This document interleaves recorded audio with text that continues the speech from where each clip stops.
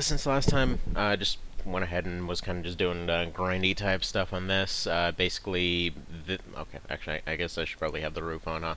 So basically, this layout, there's actually two layouts that I've been playing around with, kind of off screen here to kind of figure out what the deal is, more or less. So first of all, interestingly enough, there actually are two kind of Z levels to each thing. It's not really relevant for this, but I'm kind of wondering if maybe I can have some people like grab buzzard armor and hang out outside of the map or something. That might be something to test later, but either way, we'll get to that when we get to it. Aside from that, though, basically what I was trying to do is see what kind of new, fancy gadgets or whatever I could find. Now, because this map is technically, like, as far as the maps rolling, it's essentially one variant type of one, or I guess this one's technically available on all of them. So it's basically a 1 out of 3 from a 2 out of 3, however you want to calculate those odds. But basically, it rolls for, I believe the way that it goes is it rolls just one of the random maps, which is just going to be one of the races. So you could go ahead and see it as, like, it rolls for race, rolls for like, which map layout it is, and then it rolls for sub-maps. So basically, just whatever random stuff is all over the place. So that's why sometimes you'll go into a map and it's like, oh, hey, it's this fortress again, except the layout is, like, all the doors are in different places. So that kind of situation. Now, now I kept re-rolling this over and over until, just kind of seeing what I could get. So there wasn't really too much as far as wraiths go, because it's like the main thing I can fight this way. But I did find out two very interesting things that are potentially cheesable. So the first thing is that, yeah, as far as wraiths go, I haven't tested this on other stuff yet, but I was kind of excited to give it a shot. Is the fact that, yeah, you can actually capture them using this method. Now, the obvious answer would be, go get a shotgun or something like that, which would basically guarantee it. The way that I'm understanding this is, as long as they've taken a decent amount of shock damage, or stun damage rather, they would just basically get knocked out once they take enough damage. Like, as long as, like, presumably it's like a threshold of will they get knocked out if their health reaches 0, or if stun is the thing that makes them reach 0, or something. I don't know. It seems like if they've taken enough stun damage, regular damage will still knock them out for some reason, because that's basically what I was trying to do here. I was trying to surround one of them with stun batons, and then knock them unconscious.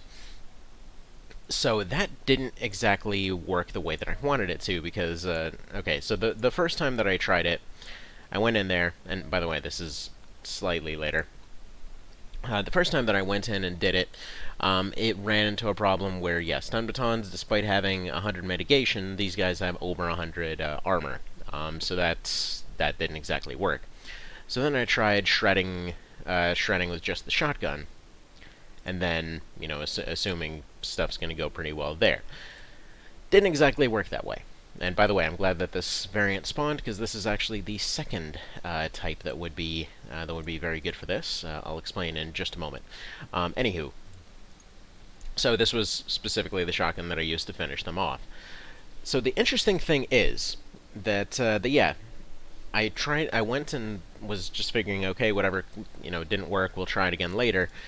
And the shotgun knocked them unconscious that time. Now, the shotgun does both both ballistic and stun damage, which I guess stun damage would also count as ballistic in this case. Whatever, it does regular and stun damage, let's put it that way. So, all seemed well and good there, right?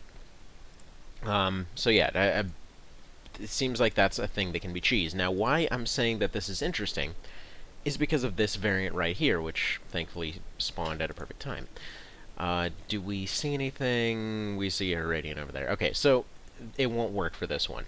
But basically the idea is that a few times when I was going and just kind of spawning bases to see what would happen, there would be situations where a Heradian, or not a Heradian, but a civilian engineer or base commander or whatever else would spawn right here. It's not super common or anything, but it's interesting that it's a thing that can happen. So, at the time, actually, hang on, I think I had a, let me go ahead and, we're just gonna leave this one anyway. Let me see. Here, this is where it was. So it was basically a situation where I spawned in, and yeah, there was just an engineer guy here. I tried to use just shotguns. I think I had axes, shotguns, and stun batons or something. Um, wait, will this... Hang on. Yeah, I think this is after we already left it there. And yeah, so there was a professor, which I guess I assume that's the final tech variant, but anyway, let's reload this one. Because that's where we actually were that time. But yeah, so the guy just basically spawned on the left, and yeah, they had a fancy pistol on him, which I think I ended up reloading that one and dropping it because it wouldn't show up otherwise. It's actually stuck in the research queue at the moment. But that was the hybrid pistol, which actually no wait, was it? Did I think it was just an extra thingy. I might have already researched it. Anyway, so we're just gonna go ahead and leave this one and try again. So interestingly enough, even if you get a kill off on your first round, it seems like they actually accounted for this. So you can get however many kills off on the first round, you won't get experience for them. I'm assuming that it's supposed to count, that it maybe just rolls for experience over time or something like that based on stuff you've done. So not really 100% certain on that. But I am fairly confident at this point that when it comes to these different layouts and stuff like that, that this is something that we can cheese. I'm not too worried about the air game at the moment, because as far as I can tell, we should be in a position where, well, we should be fine there. So here's kind of the problem that comes with this particular setup, though. Taking the unit on the left, we have to have the option to immediately run out with everybody, because if it's wraiths, we're not sticking around for a second round, because they'll just be able to ruin this tank. They'll pretty much stun grenade everybody, and that's that. Do we have any units here? Okay, there's one Scion over there. So we're just going to go ahead and leave. But yeah, that's kind of just where we are on this. And funnily enough, that Wraith there is actually a Xenomorph. It's kind of just an interesting little quirk of the mod. So we're going to go ahead and go this way. Several times I've been tempted to fire a second time with the tank. It's better just not fire whatsoever, just because then they get a free turn to shoot back, and that's just not really good for anybody. They've only got like a 50% chance to fire back, but still, one burst from them would be enough to potentially finish them off. Another thing that was learned, kind of just observing crap off screen here, is I was really down on Direwolf earlier. It's not as bad under certain circumstances. Like, as far as its role goes, it feels like for that particular heavy shotgun, like the Mag 3 or whatever the hell that thing is, not Mag 3, that one's Gauss 3, I think. It's just, for stuff that already has a really low cost, like melee and heavy shotguns and things like that, you can potentially get some really good value out of it, if the unit already has a high TUs. So, like, for example, this lady has 70 or so to begin with, but this stuff basically just makes her super tanky while also still retaining a decent bit of speed. Her fire only takes 9, so in theory she should be able to fire way more times using that thing.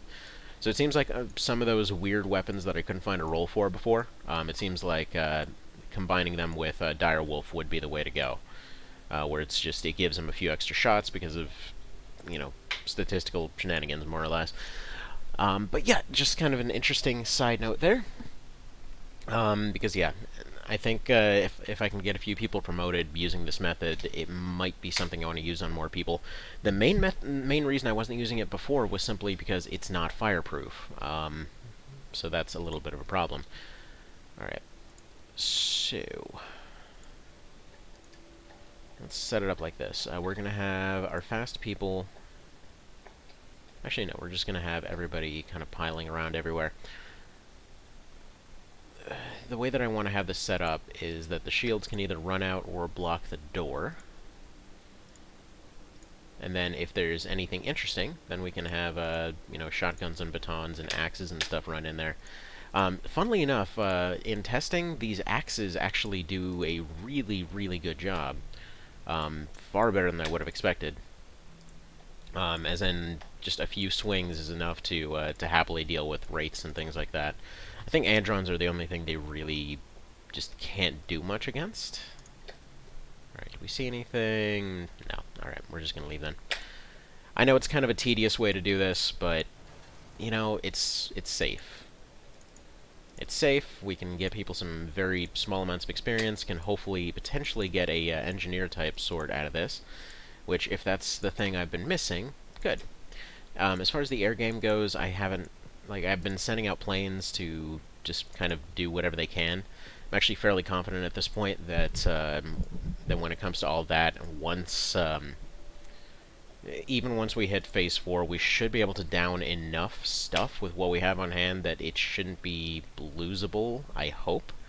I also actually had updated the planes a little bit last time, so we're regularly losing all of them, but these Focus Blast things just seem to one-shot a hell of a lot of things. They do 2 to 5% per shot on the heavier stuff.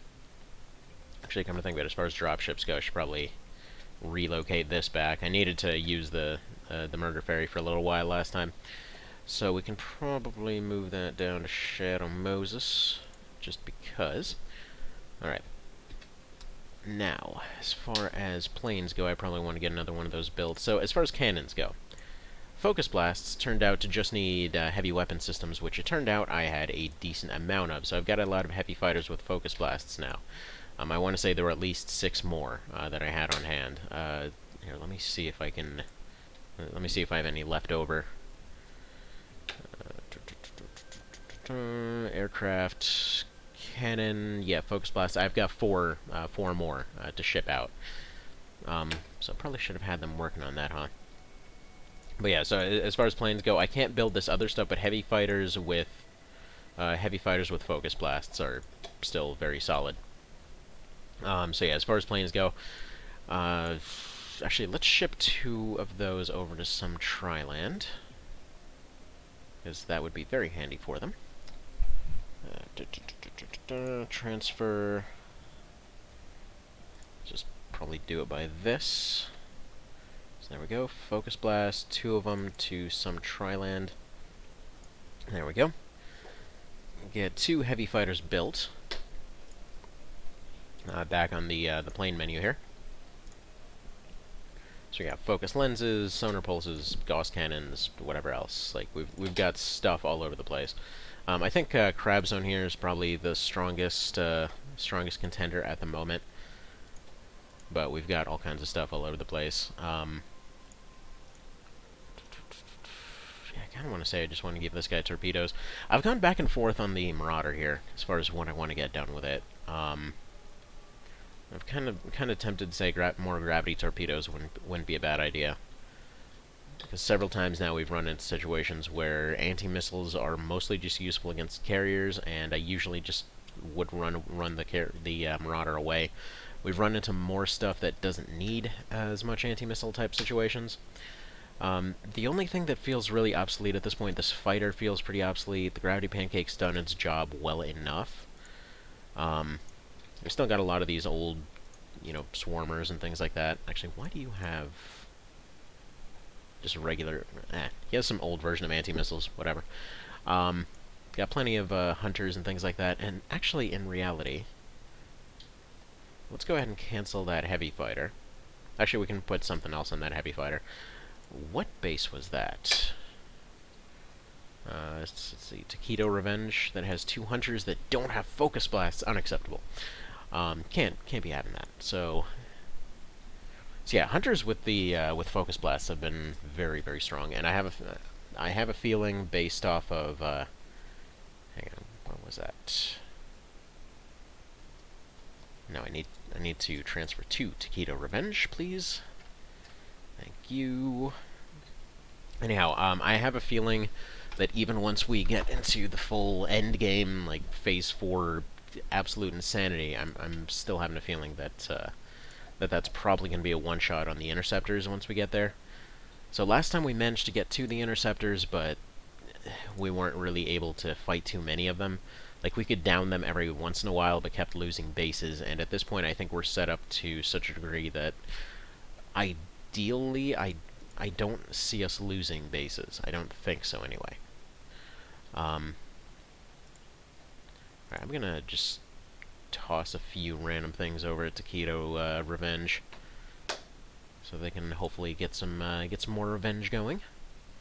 See if there's any other kind of cannons that we can put together. Because as long as we have a good enough air game, there's really not too much that we have to worry about.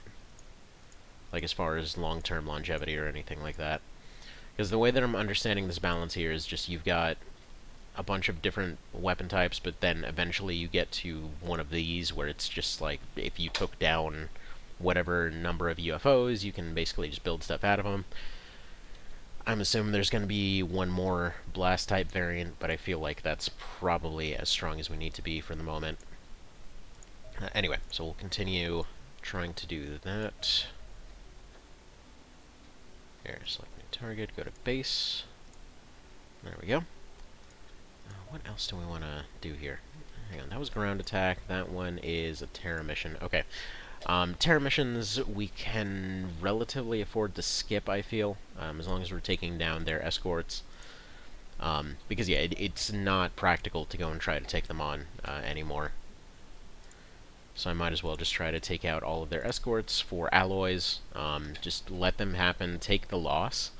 Because most of the time, just taking down a few of these fighters and UFOs and whatever else counts for enough to be able to come back from it. Running into that pretty darn regularly. So, like, the last time there was a terror mission that was skipped, and we just got away with it. Completely scot-free. Right. Actually, let's stick you here, you here. The tank, if it has to be sacrificed to capture something awesome, it's going to get sacrificed. Like, realistically, what I probably should do is bring in the rocket Humvee, just so that it can fire like a burst of rockets and just block the door. Because at that point, it can be anything. The remains, they won't really fire at the remains unless it's an accident. So, generally speaking, it should be good enough. Now, obviously, they take their first damage, or first terror tick the moment that they start moving. So, alright, nothing spawned. Yeah, I didn't move the tank. I really should have. Because there could have been something right there that would have just instantly vaporized it. That's a mistake. We're already making mistakes right off the bat. On a little bit of a side note, actually, you know what? I'll save the side note for when people actually get here. So yeah, it's definitely not the most non-tedious method, but hey, if it works, it works, right? Right, there's one psionic dude there. We're gonna take a shot at him on the way out, I think. As he just probably turns around and friggin' 007's the tank and the entire team at the same time. Alright. Do it! Nah, he's suppressed. Alright, we can just go ahead and abort. It's just fun to do. It's not necessarily a good thing. But yeah, funnily enough, until they get their first turn, it doesn't actually take an enemy count. I'm not sure why. I'm assuming there's probably something you can cheese with that. Like maybe it's some reputation thing or something. Who knows? It's really unclear, but either way, that's just kind of how it calculates things. I think probably whenever going back and doing some other kind of challenge runs, I think I might potentially go for try going for the completely vanilla game, just because I'm kind of curious to see how many of these things were quirks of it being remade for Community Edition, and how many things were actually originally in there. Right, so hopefully we got that 50% spawn. Basically, the way that I like to set this up is that the shotguns can go anywhere. We've got an axe that can go anywhere. We've got some batons that can go anywhere. But the idea, as long as we get some stun damage off on that thing, then we're able to capture it. Which there's actually only one unit type that I would need to capture in this instance. The one scary thing is... Yeah, there we go. This is the right map. If you see a little graphical flicker off-screen, that means that there's some xenomorphs spawning, which basically means that, yeah, it is the right one. For the most part, with everybody stuck together in one room like this, as soon as you start getting some units taken out, your morale is high enough to be able to resist all the psionic effects.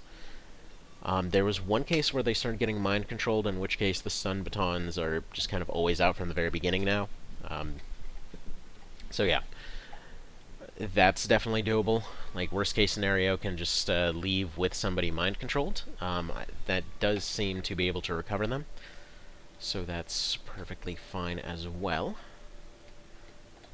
But okay. Also, still kind of confused why there's two little, like, DirecTV dishes sticking off that thing. No! Stun baton, come back! We need you to stun things. They haven't even teleported in yet. Although, I made a big mistake. I wasn't looking at this corner. It's lit up. Okay, there we go. There's one, two. Two's manageable. I already have one of these captured. I need one of the dark ones. So I think what I'm going to do is have axes against those ones on the bottom corner. Not going to bother to go for a stun this round because it's completely invisible. The ideal thing would actually probably be to have the tank fire twice on that right side and then have a tank finish it off.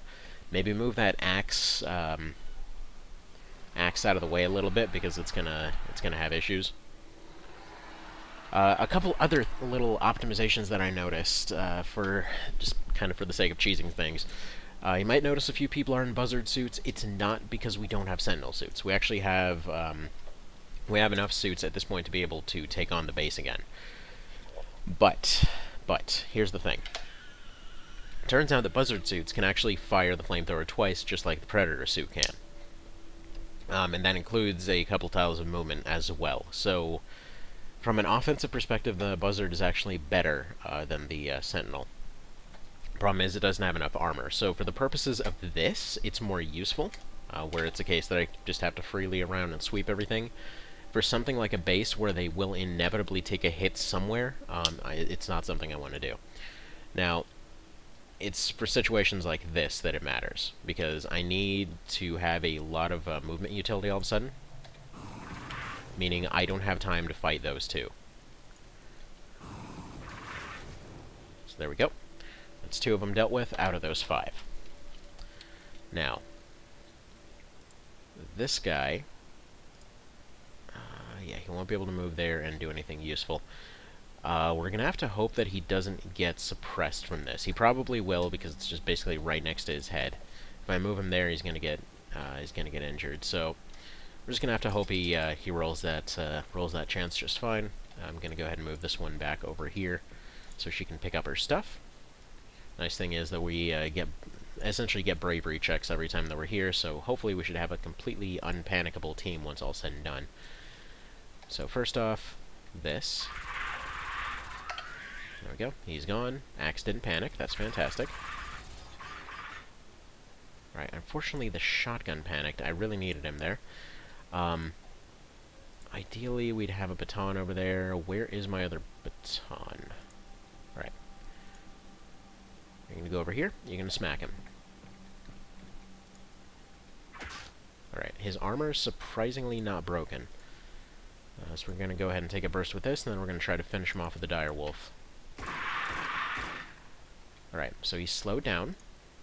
He's taken a decent amount of stun damage. And if we go here, we should still have 2 shots left with a shotgun. This is what I was saying in terms of the insane movement utility of this thing. So, alright, can you take that step forward, see how we did? Okay, unfortunately he is very dead. But we get another one of these hybrids. So I guess hybrid is like the 4th tier variant thing. I guess it's both chemical and not, or something. Anywho, I'm gonna deal with this guy. So you can't hit him. Alright. That's decent enough. You can get 5 shots off. Okay, he's at least slowed down. He's damaged. He shouldn't be too much of a threat. Just need to avoid the problems from last time, where we were basically just making very quick decisions here. So he should be slowed to the point of hopefully not being able to move. It's possible that this private here is in danger. but I wouldn't be too worried. With that many shots, I'd assume something got through. Alright, this one can actually take a swing, though I can't really tell you why he's deciding to go through the fire for that. I guess it's because he literally has no other means of getting there. Alright, what if you fly? I don't know why what are they? Why that one Heridian was able to fly into the walls, but we can't. But, oh well. So, he can't technically make it. Could run him through the fire, but he'd probably just die. Yeah, the tank doesn't have any movement that it could realistically do. If I turn it this way, I think its front armor is a little bit different. So, if he does have a shot, again, he shouldn't. I think his TUs should be reduced by at least half at this point. So we'll see what happens. That's actually the first time this has happened. What I should have done is actually attacked with the axe first. And then that fire wouldn't be in the way. But you know what? Mistakes will happen. So let's see what happens here. Please, oh please. Well, I mean, it could be worse. Alright. So we're gonna have to salvage this. They're gonna have another group teleporting in, more than likely. So we're gonna want to collect all these dudes here. Hopefully my direwolf unit doesn't get knocked out here. I don't have medkits on this team, specifically because if somebody gets knocked out, the idea is just to drag him out. Alright. Please survive the damage roll. And yeah, we can just use the tank to fix that up. Then we gotta make sure to put everybody on a tile that they can actually get out from.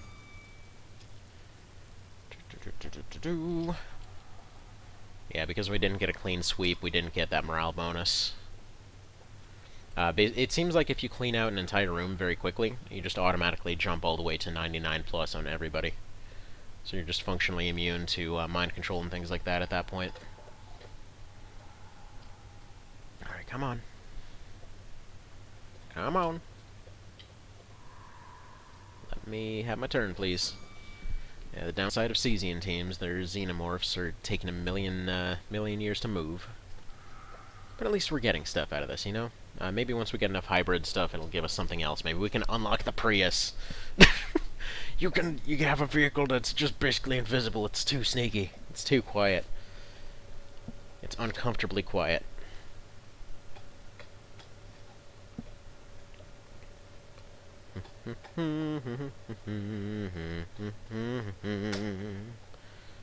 Any day now.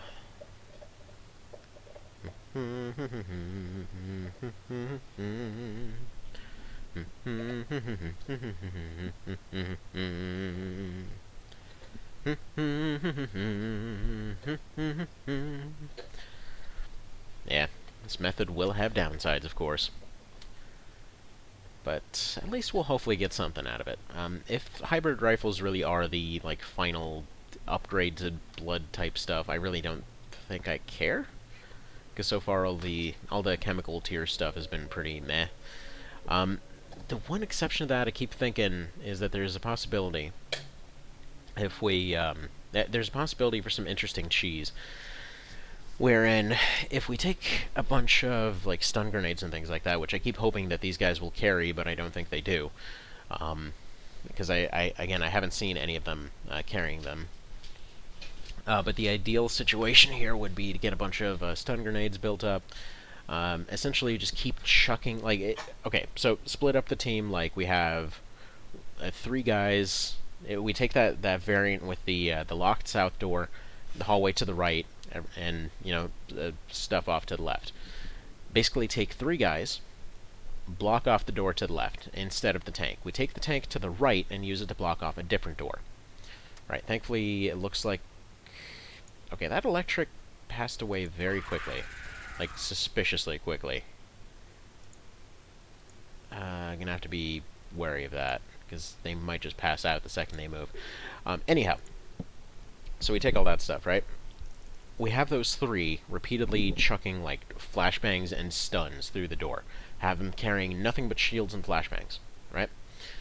And then they just keep doing that the entire time. They're just slowly chipping away at everything. If it's anything that does hard damage, it would just open up the door. But if it's something like that, where it's just slowly chipping away over time... Ooh, what's this? Hybrid grenade. What is this? Okay, that looks snazzy, and I want it, so we're taking it. I've been taking the neutrons and the regulars here in hopes that I can maybe do something with them. But so far, nothing too amazing has come up. So, alright, we're going to go ahead and bring that over here. Do you fall asleep from stepping here? No, okay, so the lightning tiles are not invisible this time. We'll take the thunder beam. We'll take, probably take your grenades here. We'll just go ahead and walk out. We have one guy to pick up here.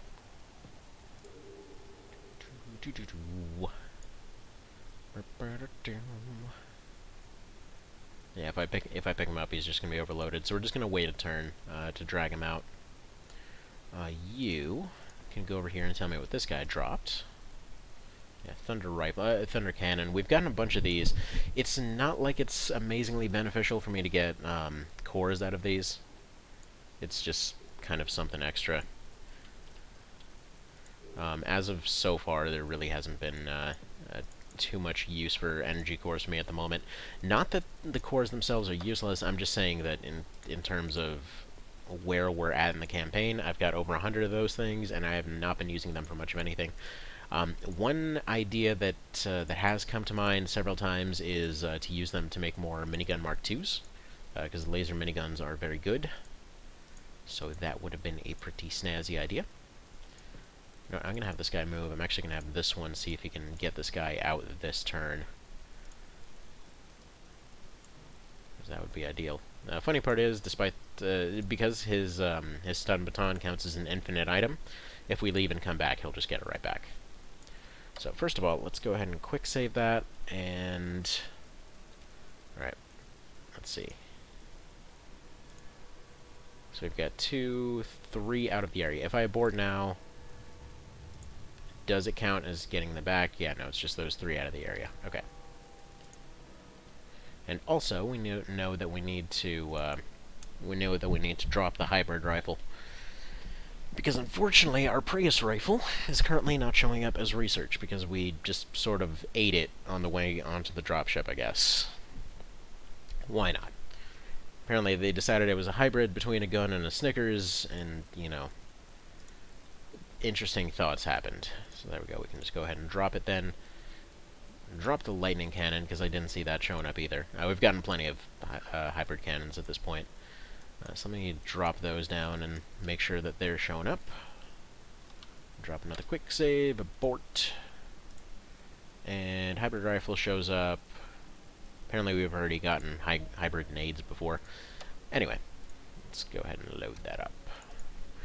I know, it's the slowest way to do this, and I wish it didn't work, but hey.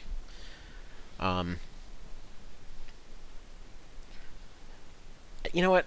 On the plus side, at least it isn't like some others where the loading screens take forever. So at least there's that. As far as these, I'm kind of thinking I should just leave all those behind. Thought process there being just, well, I've got fibers. If I ever need more fibers, I can come back here, do the same thing. It's just fibers are not an issue in any way, shape, or form. So there we go. Let's go ahead and get them over here and end the turn. See if they want to send in anyone else.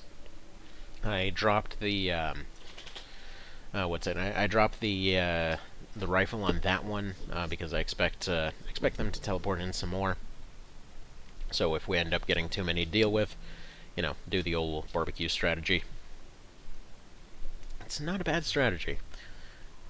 Just overall, it's a fantastic last line. I will say that much. I've been thinking over and over, if I still had an A-team, I probably would do something along the lines of like 4 direwolf shotgunners, a couple of buzzard shields, and then just kind of basically just have a back line of flamethrowers for whenever stuff doesn't work out.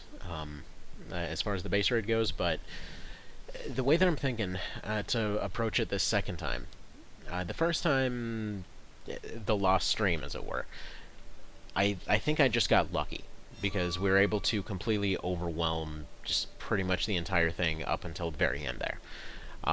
Obviously, losing those two at the start of that last attempt there was kind of what doomed it from the start. Should have just backed off and replaced them at that point, but I thought it was still maybe possible. Um, Anywho, so yeah, that was a lot of lost material, but it is replaceable. Um, Anywho, though, so what I'm thinking is obviously that route, it works pretty okay. You know, they're going to have a lot of them clustered up in an area where they're showing up maybe 4 to 6 at a time, and we've essentially got about 12 attacks, most of which will be insta kills. So from that standpoint, it's really good. From the downside is it mostly relies on having predators and what's it, friggin' sentinels in order to actually work, because those are the only two that are immune to fire at this point. So what I keep thinking is what we need to do is we need to go through and come to think of it, it's definitely the pink lizards I need. Sharon was saying that there was something that I keep vaporizing every single time, and it's almost certainly the pink lizards. Anyway, so what I'm thinking is yeah, if we block off that left side and we let them keep building up in that one room, we keep chucking stun grenades in there, they keep running into that cloud, they keep trying to get through that door, but they can't pass through it, and eventually they just knock themselves out. What that leads to is a whole bunch of knocked out lizards and Heridians, hopefully, because they're taking, I believe they don't take turn damage off of the gas itself, but every time they walk onto that tile, they're having another issue. So especially if I combine it with like a couple shock charges thrown on either side of the door, it's very realistic that it can knock out a bunch of them without actually having to fight them. So that would be 3 people dedicated to that side. Then with a backup plan of like having axes in their pocket, if the door does get blown open somehow, if stuff goes poorly, they can at least fight their way out with axes. Everybody else, including the tank, follows along the opposite side. That side almost never has many units in it, because usually the southern door of the first hangar is locked. So basically what we can do is put the tank down in that locked door. Then we have everyone else clear out the second hangar / 2 rooms or whatever it decides to be that time. Right? So we go through all that. Let's just go ahead and get everybody out of here real quick. Because I'm sure they have more teleporters, but we're not going to really bother. But anyway, so they take that second room. From there, they basically have one hallway in which everything has to concentrate. The downside is it's very close to the command room, so there's a decent chance that the Praetors will decide to get involved. The upside of that is that we can also do a similar strategy of chucking a bunch of shock charges in that area and just putting a bunch of area of effect tiles. I'm not worried about the Praetors getting accidentally vaporized. More than likely, it'll be a situation. Yeah, we did get everything here. More than likely, it'll be... Oh, I forgot the Thunder Rifle, but who cares? Minor promotions all around. So yeah, more than likely, it'll just create a situation where it's going to be a whole lot of lizards in a whole little amount of space, and we can just very, very methodically deal with it, right? So I figure we just keep doing this until they get promotions. They're getting bravery rolls every time they do this, meaning that they're going up slowly, slowly, slowly. They should be able to, when combined with the armor types, they should be able to resist most of the psionic stuff. Because at that point, morale should be pretty high. Turn units should be pretty high after doing stuff like this. Like, it seems like a thing that can work, is what I'm getting at. Alright, so we'll end the turn there. It looks like we got a lizard base, because I didn't see the graphical thing. We'll see if anything teleports in. But the game really likes to spawn at least one xenomorph near the starting door. Usually one that hasn't transformed yet, as kind of like a trick, like, oh yeah, you didn't suspect that this one wraith that was here that, totally shouldn't have been here, was totally, was a xenomorph the whole time. Oh man, look, He's just standing still. How weird is that? Cool from a horror perspective, but yeah, it's usually pretty obvious which ones are which. But at any rate, I think that would be one way to make it a little bit easier. The main thing about doing it the opposite way is just the fact that they're all in a straight line, and flamethrowers are really good at dealing with that. So I figure we'd get more out of it if we did the second method. It just would be a little bit harder once we started getting down that hallway. I'm hoping that there's enough distance that the Praetors shouldn't be too much of an issue, because I think it should be about roughly 3 rooms of distance. I don't know if it calculates it based off of tile distance, or or what exactly. But what I do know is that they can just pretty much cause all kinds of mass chaos as soon as you get close to the command room. Even once we get to that point, it's problematic. The last time it was, like I said, it was 2 Praetors. They could just shoot straight through Predator. Like no trouble whatsoever. It was just an insta-kill. It was a little fireball thing. So they could do that just fine. On top of that, they had like 7 guards in there. So I think, once again, just pile on the shock charges. So, okay, this is definitely a lizard map, so we're just going to go ahead and go. No real sense in sticking around for this one. As we do. And once we get to a point where I feel comfortable going in there again, we'll go in there again. See if we have to adjust and rebuild the team yet again. It's actually funny because Lightning McShoddy has been on most of those raids this time and still gotten out. And that's why they're the only promoted one right now. This one's an Andron base because we didn't get the notice. I will say once we once we get past the Praetor, this method of collecting stuff will be a lot more tedious. So I think we'll just be going for the final mission afterwards. And realistically, like, Sentinel suits and power armor and flamethrowers, that's all I would probably bring for the last one. Since, obviously, they're a hard counter to almost everything. So, a little bit of a useful thing to have. Alright. You also might be wondering what's the deal with Jackal stuff here. I figure if we're dealing with lizards and stuff like that, some armor would be good. Shields should be the ones taking them. But the armor is just there if they have to take 1 hit. Now, like, maybe it'll reduce it a little bit. The ones that don't have armor, I don't expect to take hits at all. The ones that have Buzzard, I expect to need to attack several times. So we'll see how it goes. So, let's go ahead and stick Flamethrower there. Stick you here. And when it comes to this rush down the hallway, we need to be able to take the entire hallway and close off the door, or else we just run. There's no sense in trying to do anything other than that. Actually, we're going to put you here as well. Put the tank entirely for blocking this. Alright, nothing spawned. We got 1 Reaper over there. There's one of the glowy kinds. Fancy. Alright. We're just going to go ahead and leave.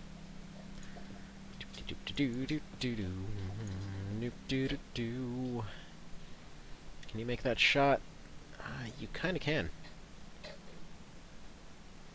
That's not worth it. Even if it hits, even if it kills, it's not.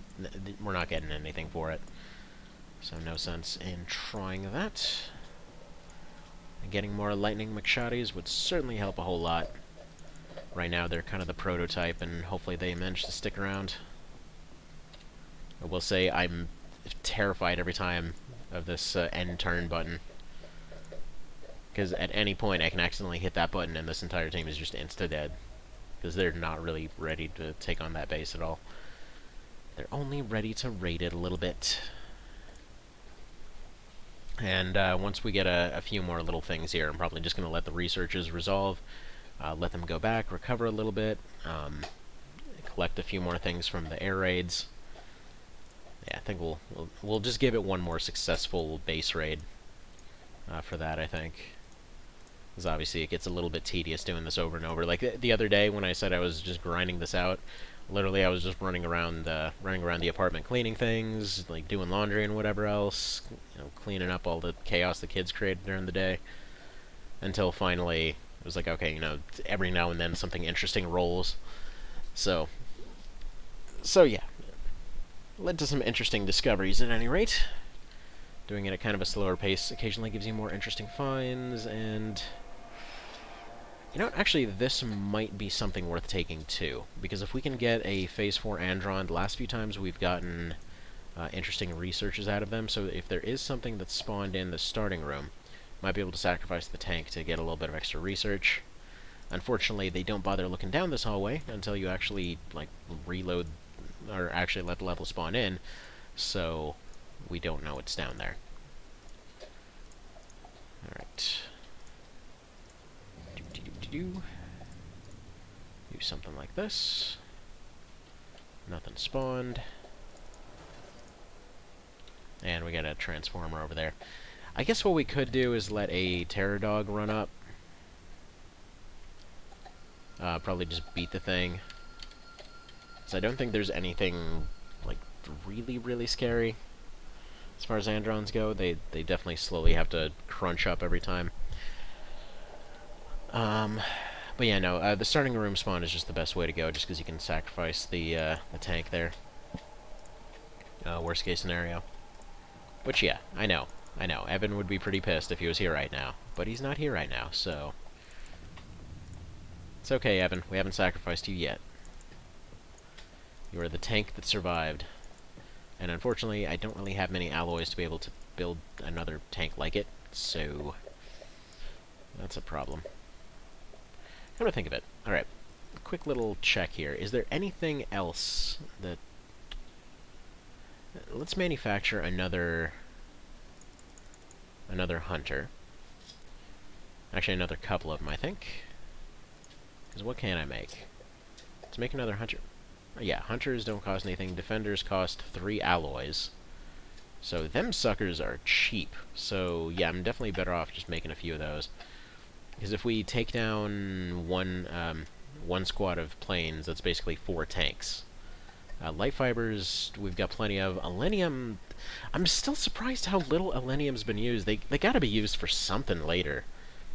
Because we keep getting it all over the place.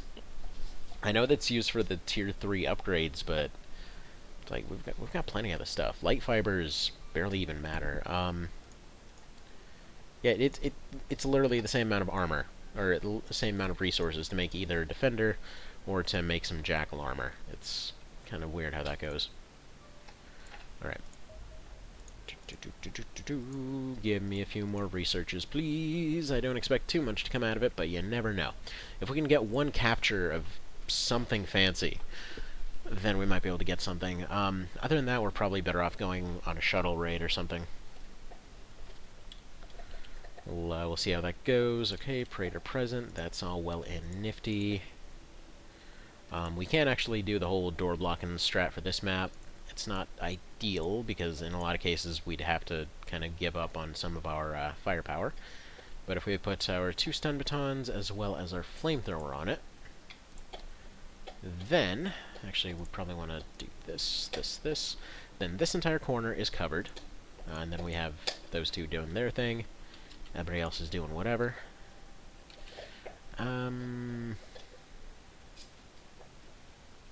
Yeah, this is a bad spawn. This one can be an open room. If it's an open room, they usually have to take a turn to run up and get close. In this case, it's just going to go badly if we try to do this.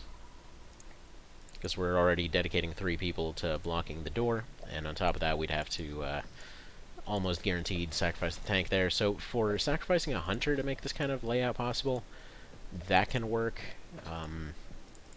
In general, it's not ideal, though. Alright, I think we're just going to let them rest for a little bit. Let them go back to it. The cool thing about this method is that it's, time-wise, it's functionally instant. Ooh, 100% auto-resolve, yes please. Did that give us a mission anywhere? No. Well, poo. So much for that, then. Alright. Wait, why are you stuck. Is that actually stuck? Did I do that fort so many times? Oh, man. Is it... Oh, that'd be awesome. That would be amazing if that's how that works. Oh, please tell me that's how that works. Oh, man. Yeah, if it... Like, what if it just completely loses track of what it's trying to do? Alright. The Corsair has no business being in this fight whatsoever. I'm just going to send him out. The other two... We're just going to run them into this thing. See how much damage they can do. Because I've never actually tested neutrinos against this. That is a ton. Okay. Alright, well actually we might as well take out that carrier then. Because we can probably just finish it off with whatever at this point. Yeah, just send these out. That should be enough. Okay, please tell me that thing doesn't start moving again, because that's... Oh, that'd be awesome. That looks like they're over land, so we'll go ahead and take those alloys. Thank you for those alloys. Greatly appreciate the donation from space. Now, as far as armor goes, that's one more sentinel suit out of that, or some direwolf, almost a predator, I want to say another sentinel, or 2 buzzard suits, or 2 wolf suits. I think we'll just let him build another sentinel, because that's kind of our most reliable set at this point for the base raid. But there we go. Okay. So our only real goal, like if the dreadnought is stuck, stuff's gonna change. So first of all, I need everybody going this way, right? I'm gonna do the usual circles. I'm gonna have these hunters fly one at a time.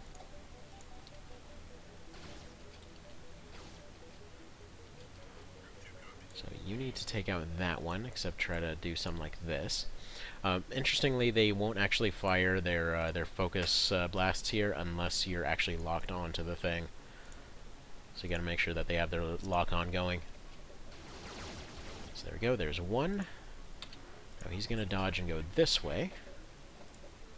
You're gonna get a little bit closer, as are you. So this one's gonna drop his payload on this guy. Right. Dead. Alright. Now they just need to get close. There's really very little chance of actually getting your planes out of it, even hunters. So usually the best bet is just to have them deliver their payload and call it a day. But he's focused on one at the moment, meaning that the sonar can finish what he's doing. The second one can drop their payload on it. There we go. So you are now more or less able to just go ahead and leave. Once you get far enough, like hunters are your main one for being able to have some decent chance of getting away. The heavy fighters not so much, but since he's focused on one at the moment, yeah, there we go. He's already gone.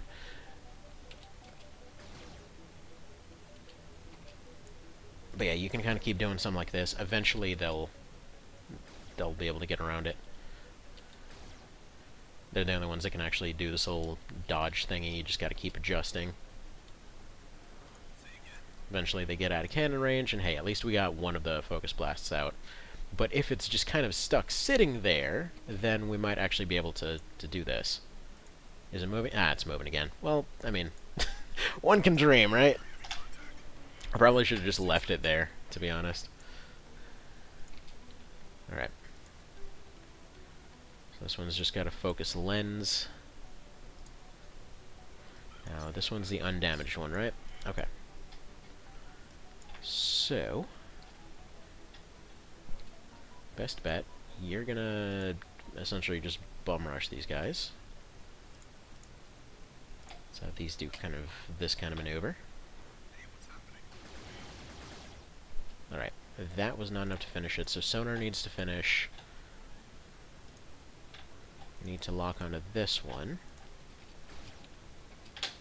Pretend to take a turn this way, and then slow down and lock onto it. Sonar needs to take a right turn and finish this one off. There we go, dead. Go lock onto that one. You need to get out.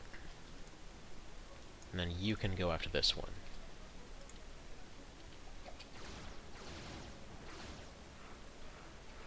Ah, get out of here with your 100% survival. There we go.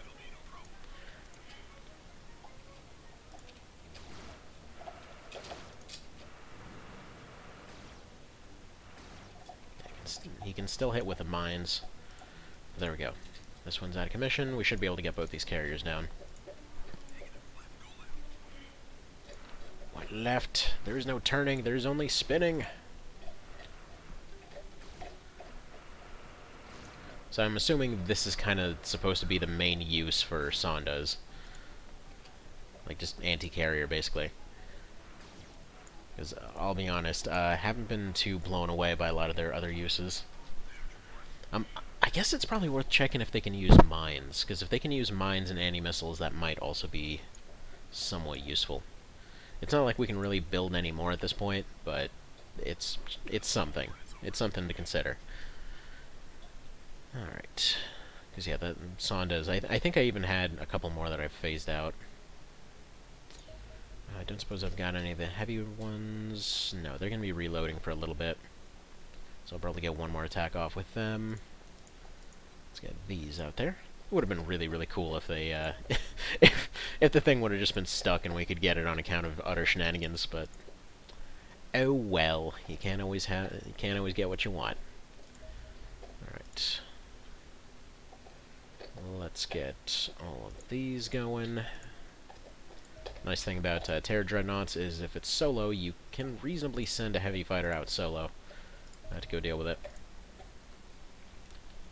Alright. All I really want is to get it lowered enough to where it's hopefully not too much of an issue. Alright, is anybody going after this one? Not currently.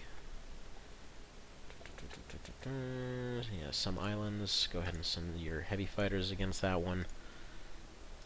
They're not really doing much else at the moment. There we go. And we'll see if we send anything else. Like, realistically, I don't expect anything to happen with this TD. They can get their shots off, sure, but there's really only so much that can happen. Thankfully, the beam only affects the main target, so if anybody lags behind, you can just kind of do this kind of thing. But obviously the cannons are still a problem. Right.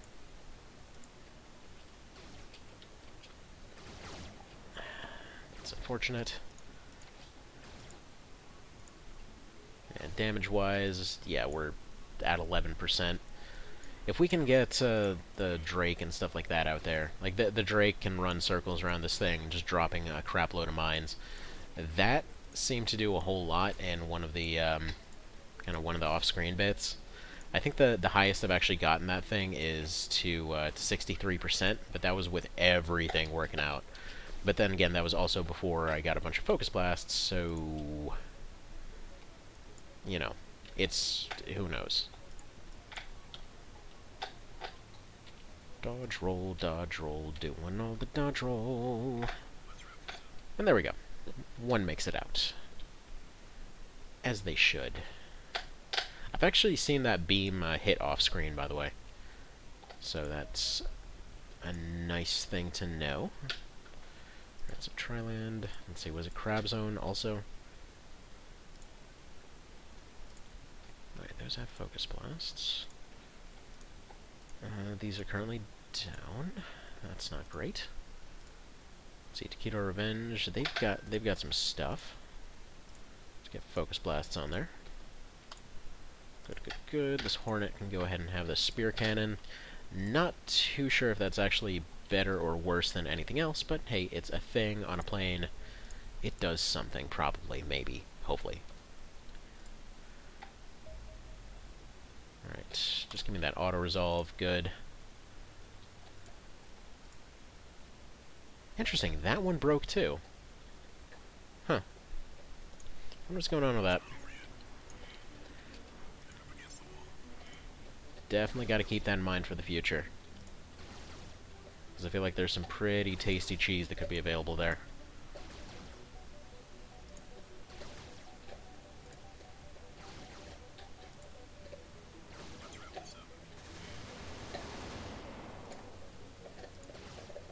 Yeah, if these ones go down, I'm not too concerned.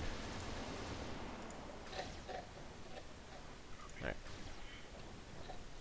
As they do. But we got another 3% out of that. Now all we need is 100 planes, and we can make that happen. But yeah, no, these ones are just plink. They're usually enough of them are repaired by the next wave to deal with whatever else comes in. Like I said, I don't expect to down this thing. It's just something to try. Might as well try. Like, if this one goes down, I would probably make an exception to that whole plan I was talking about earlier.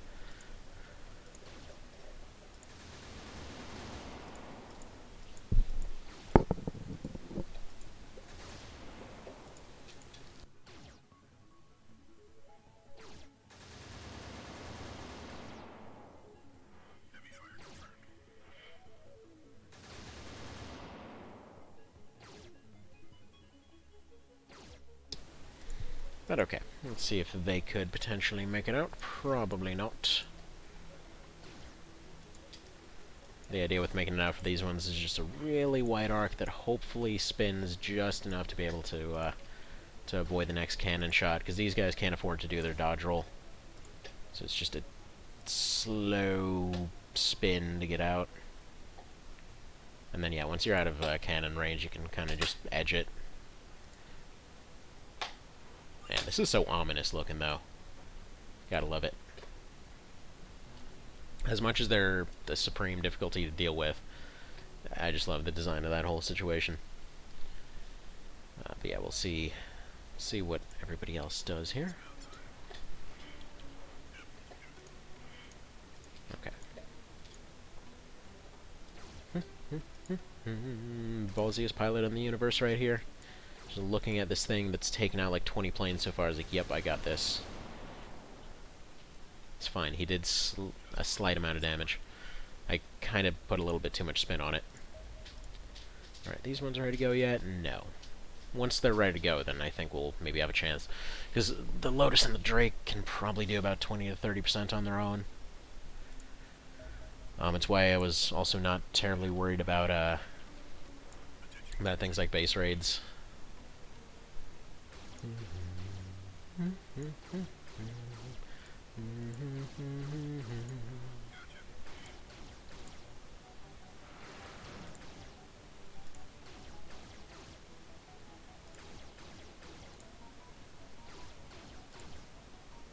Go ahead and kind of put them on the outside a little bit, try to take a little bit of a sharper angle in there.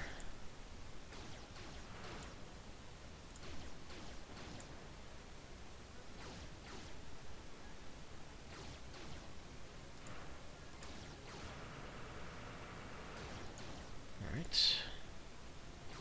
Got a few of its shots off. There we go, up to 35% now.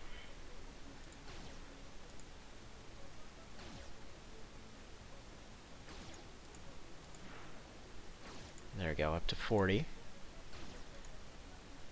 Yeah, a few Furies should be able to pull this off, actually. Even however many I have actually should be able to pull this off. It seems like they can take a hit relatively well. There we go. Yeah, 2.5% per shot. That's really not bad for these ones. Alright, these ready to go yet? Yeah, there we go. Already. See how they do. They might not even reach it in time, to be honest, but it's worth a hope. It's worth a hope. It'd be cool to be able to down one of these.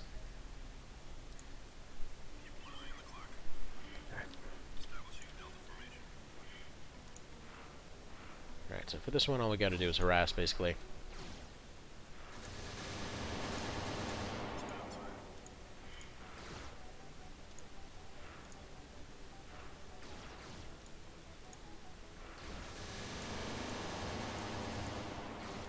A little too close there.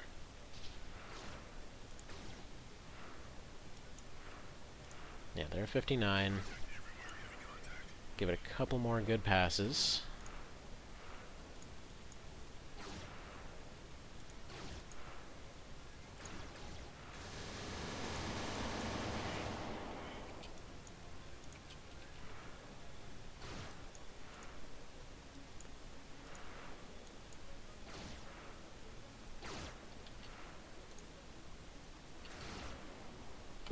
That is not the right way.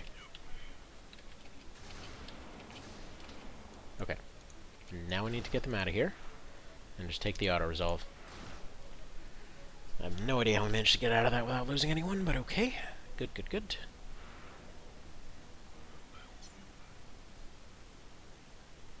Okay, so with that much, yeah, they should just be able to auto-resolve it. If not, then the follow-up team will be able to do it. Yeah, 100%. Essentially just getting more forecasted change updates out of that.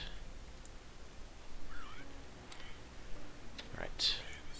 This one's going to be slow-mo, though. So he's going to be targeting 1, more than likely.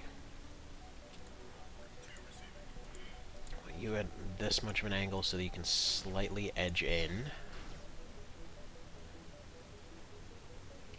Alright. The Lotus is going to go in with those torpedoes later, but for now I just want them doing their mines. You need to go this way. You need to go this way.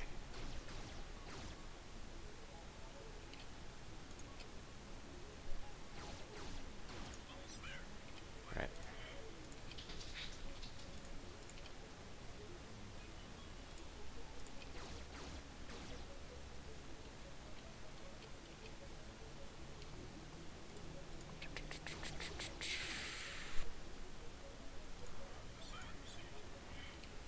Needs to take a sharper turn. This one needs to take a way wider turn to be able to hit him. This one's also going to be taking kind of a wide turn, so that he'd hopefully be able to hit him with the neutrinos.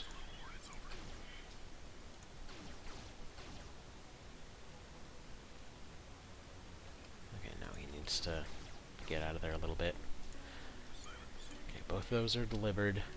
Now he just needs to kind of draw the aggro of the beam. Don't get hit. Okay.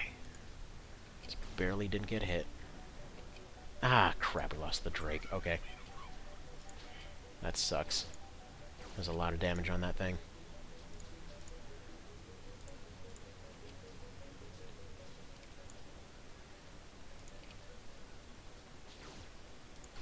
I'll just slightly get in there. Only got one off at any rate.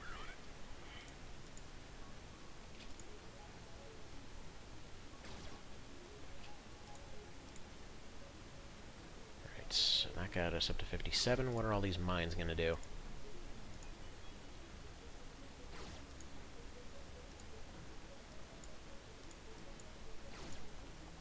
Alright, well that's a new record. I think we're actually going to get it up to 64. Oh crap. Okay, still 63%. Still 63. That sucks. Looking at the playback here, trying... Yeah, I see where the Drake went down. There was a turn that I missed. Okay, do I have any Furies? Let's see, that one's down. Those should be up pretty soon here. These two Furies are down. There's a Foxtrot that actually could go from here. Honestly, Foxtrots... I should mass-produce Foxtrots. Hang on. Hang on. Yeah, light weapon. Okay, never mind. Never mind on that one. Do I have anything else that might be able to... No. Alright. I think what I should do is probably centralize all the bomber types in one spot. And then kind of see if anything comes out of that. Okay, nothing new from the hybrid rifle. Worth a shot, if nothing else. Okay. Send these out.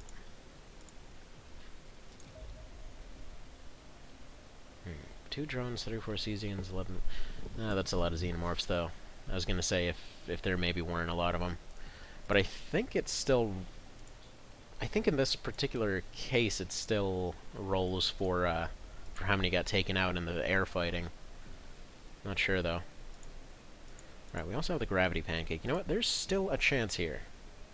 It's not a good chance, but if I send out everything, there's at least a small chance that they might be able to still take it down.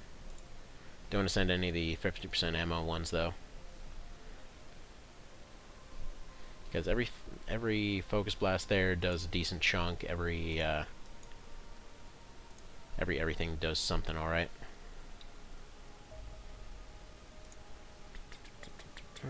Okay. Spear cannon, low sonics.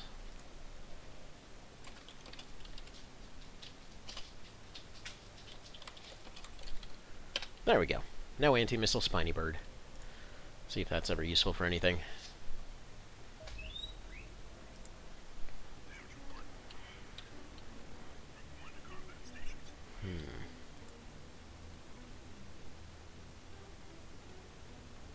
Yeah, I think we'll want to take this angle.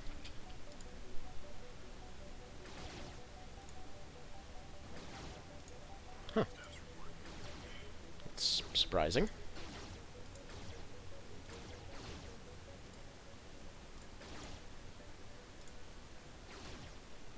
Alright, now we just got to get out of range. It should be at about 70 now. This is definitely the way to do it.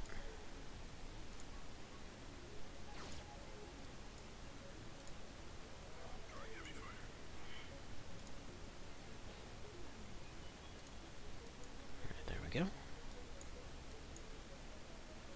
Yeah, I don't think the beam's going to reach him. Where are we at now? 69. Okay.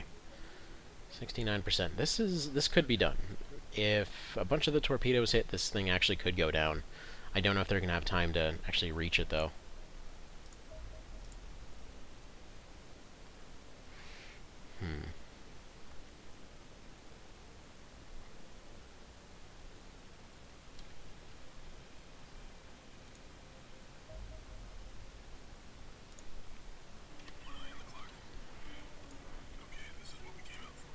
Alright, we got plasma torps instead of fusion ones.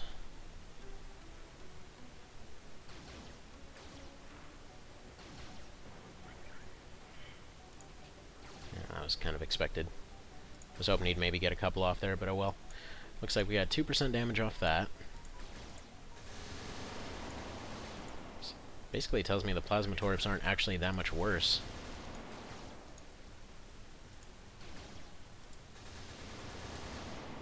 Alright, 73%.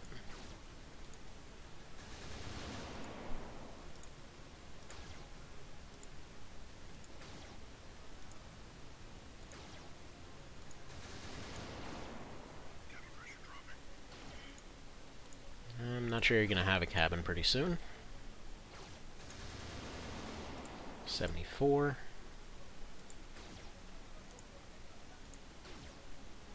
Yeah, I think if we centralize all of the bomber types in one spot, this should be doable. Because then, yeah, basically all we need is we need to send 3 hunters. They go in, basically snipe one fighter, snipe the other one, then basically deliver whatever they have left. Put a bunch of the focus line cover on the sides. Have them swarm as much as possible, and then just put all the bomber types just in at once. Should have dodged that one. That was my bad. Alright. Okie dokie. The Foxtrot just left, and yeah, there we go. So we're just gonna probably... who's got the Steve at this point? I think it's Taquito Revenge or Shadow Moses or something. Yeah, I think it's Shadow Moses. No. Who's got the thing?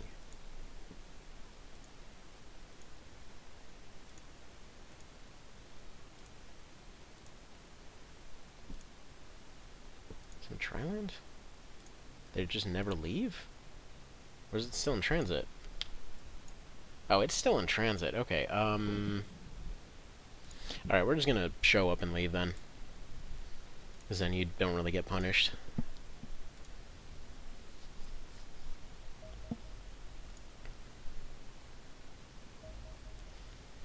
Alright, I will be right back.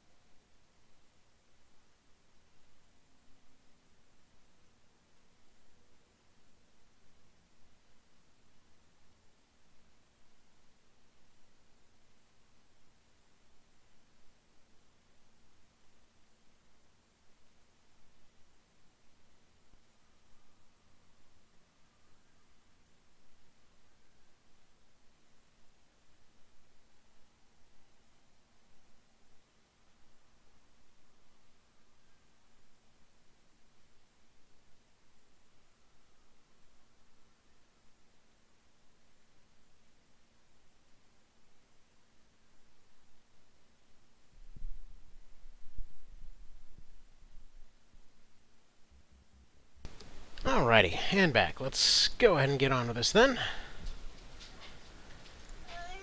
So, the thing ends, it's a bit of a problem, but we're still going positive for the month. We basically just lost 60k in the region, but we've basically taken down so many things in the area that, yeah, we're doing okay. We're still running a net positive for the month. And as has been shown last time, it takes like 2 TMs plus not taking down anything really to actually run into a political issue there. So okay, assuming we're running forward and just doing the base now, what is it that we want to do? I think the first order of business should be manufacturing another shotgun. So if the theory from before holds up, what I'm thinking here is make a shotgun here. We need more alloys for that, or maybe even just a couple shock pistols, just some electric stuff. Okay, so actually no, let's change that plan a little bit. So we got to do assuming we take everything else out, or put it to sleep, or barricade it, whatever else. Because one of the things I'm thinking is we have those 3 people barricading that one door and just doing that whole stun trap, right? From the other side, we basically have the tank block off the hallway from the other end, meaning that most of their group is just hiding off to the side, which leaves us with 7 people and no vehicle to be able to take the command room, assuming nobody goes down along the way. Basically, from there, we should hopefully be able to just throw a bunch of stun stuff around, deal with the Praetor. Okay, I need to stop getting ahead of myself. Throw a bunch of stun stuff through the vents or whatever else. Like, say we find some vent openings that are usually there, throw like a shock charge in there, throw some stun gas, do that a couple times, make sure that we get as many things as possible, right? From there, we get the Praetor isolated in some way or another. Probably just avoid using flamethrowers for the most part there. And then just have a couple shotguns run up, shred their armor entirely, have them run away, or even hell, just stay close and get knocked unconscious. Throw a shock charge at them. Hopefully it rolls like 300 to 500 shock damage, right? And then we have somebody run up with a minigun, and then just like minigun the crap out of them. So let's double check a quick thing here, because currently I don't have any miniguns. But what I do have are auto shotties and here, let's see, advanced weapons. All right. So what do we got here for the Gauss shoddy? 266 per thing. All right, that's whatever. Gauss Mini 2 does 1,032. It's going to be very expensive. Wait a minute. That's the one that only takes cores, isn't it? Alright, gonna have to double check on that one.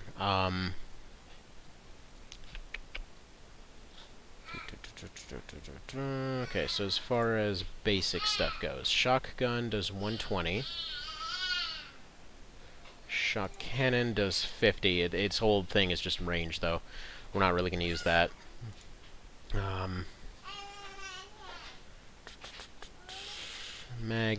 Well, obviously this one would be ideal with its 1,680 damage, but we're not going to be making one of those.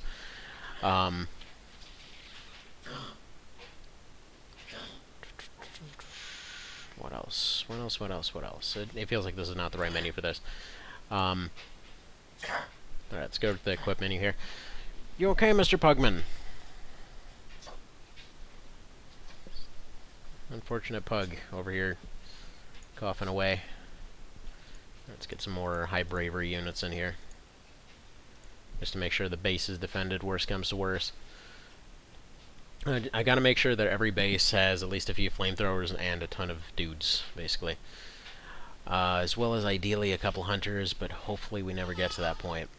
But Phase 4 is probably just going to be a massive swarm of them. Right, equip screen. So, Pulse Mini is decent. It's got a good amount of suppression on it. So yeah, originally I was thinking the pulse carbine because it's got a very low cost burst fire, but it's got really low ammo capacity. So the plan was just like run up, do 2 shots with this. So 6 shots should shred most of its armor, especially energy. But no dice on that one at the moment. We lost that. Minigun might be kind of overkill because we know for a fact that if they take enough stun damage and then they take physical damage, it seems to result in a KO. So that's kind of the idea here. Hey, can I have that? Bring it here. Thank you. Gotta ask Mom to stop leaving that around. Alright. These things have a burst fire. That might not be a bad idea. But we don't have any at the moment. I keep forgetting that... Well, I know they have a burst fire, but I keep looking at this and not seeing that burst fire mode on it. For one reason or another. This also would have been pretty ideal. But again, we don't have it anymore. So what we need is probably this. Because we've got 3 of these.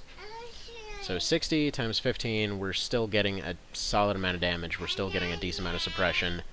It seems like their suppression never goes up, actually. Anyway, so what I'm thinking is we have one... Oh, hi, you! Why? Why are we doing that? Why are we running up and face planting? It's not that bad of a plan. I think we have one person in a Predator suit with a minigun. Just like, run up and just face plant them with a minigun. So, assuming everything else goes off without a hitch, they run up, they knock them out, then probably take a step forward and pick them up if it's possible. It's kind of the plan anyway. So, okay, so we need to see who's got the best turn units of the bunch. It's looking like Concetta here. So go ahead and make you into the minigunner. Probably bring 1 ammo pack along. Truth be told, I think we've only ever had to reload this thing once. So, yeah, their longevity is definitely the name of the game with that one. As far as side equipment, we'd probably give you an axe to carry around, because we'll probably need some axes later on. Definitely need to go much lighter on the ammo, much heavier on the other supplies. So, more big medkits, less small ones. No, no, stop trying to turn the computer off. No, no. You leave that button alone. Alright. Put those down here. Then we keep everybody just at capacity. I'm going to try not to dump off a bunch of stuff this time. Okay. We're going to have those couple of grenadiers. I'm probably not even going to give them any armor. It's just grenades. So, what kind of stuff can we make and give for them? We can... not very much that's good, actually. Let's see if we can manufacture anything. Because even basic ones would potentially be useful here. So, alright. Standard stuns, let's see, you can make 1. Advanced stuns, we can make 16 of those. Alright. These guys are going to be done in an hour. These guys will be done in a few hours. Advanced chemical, we can also make some of those.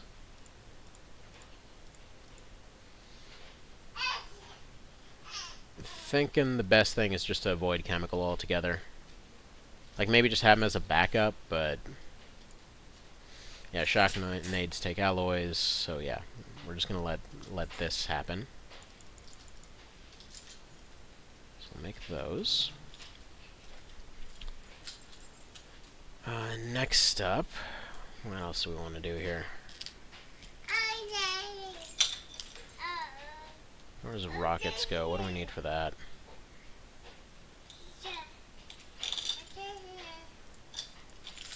Can make AP plasma if we have somebody that's got really good accuracy. We just have a sniper, basically. I mean, our shotgunner's got 71, but I really want them running this shotgun. Just because this thing's really good. Right.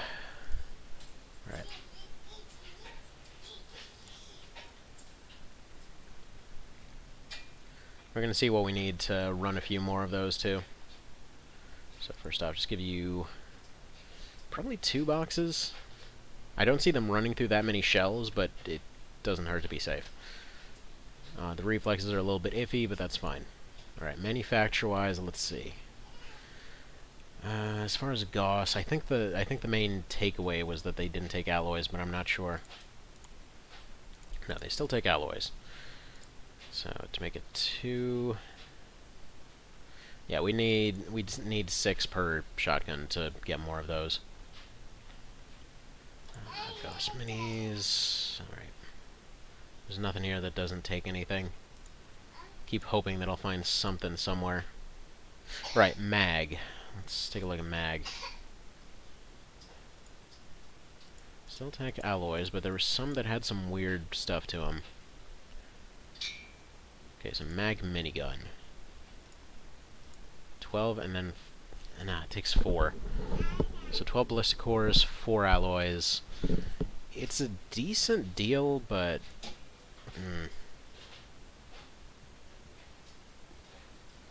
Yeah, we could make a mag mini Mark III. It's basically going to be the best deal as far as alloys go. Yeah, actually, why is that so cheap? Like, compared with everything else, like, for both damage, efficiency, everything, just the Mag Mini 3 is amazing. All it takes is cores, and we've got cores.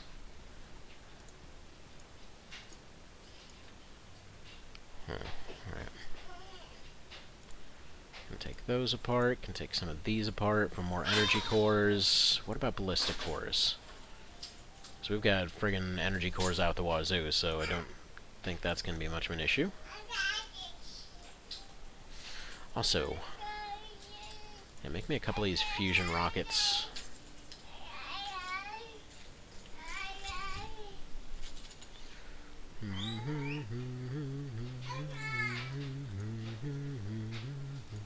Still haven't found out what antimatter cores are for. Wait a minute. Okay, alien control systems... Is that what we're missing for Foxtrots? Alien light weapon systems. No, okay, we've already used all those. I was kind of hoping that maybe that would give us something. I think it's just weapon systems that we're missing for everything. Weapon systems, light weapon systems. Can make more Corsairs if we're feeling dumb, because there's not really much of a use for Corsairs right now. Unless there's something that I've missed. Actually, no. Actually, no. Corsairs might be really good. Now that I think about it. Because yes, they don't have any anti-missile things, but we can possibly stick double focus blasts on them or something. Actually, speaking of, while we're doing all of that, let's get all these rearmed.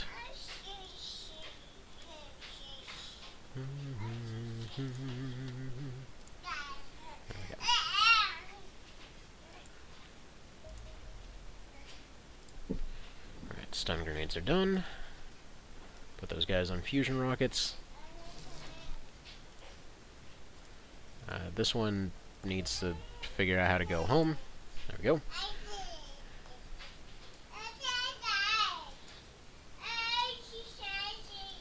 Okay. So back to prepping for this fort. Yes, child, you are very talkative today. How's it going with all that? Alright. So, plasma thrower on you. I think we're going to run 4 plasma throwers this time.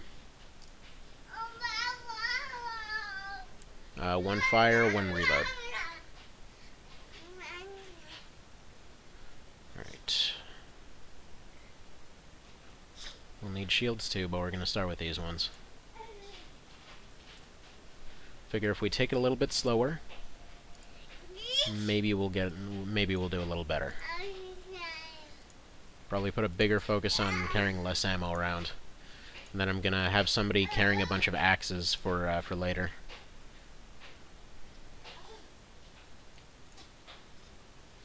Also might be an idea to run a 5th one in a buzzard suit.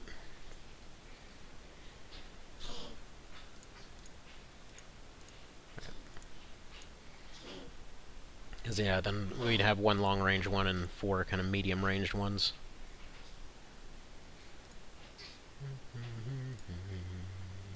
There we go.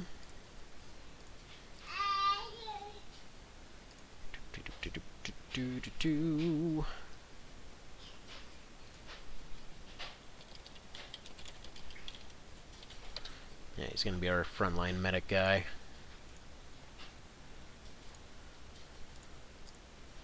There we go. Yeah, you're still injured.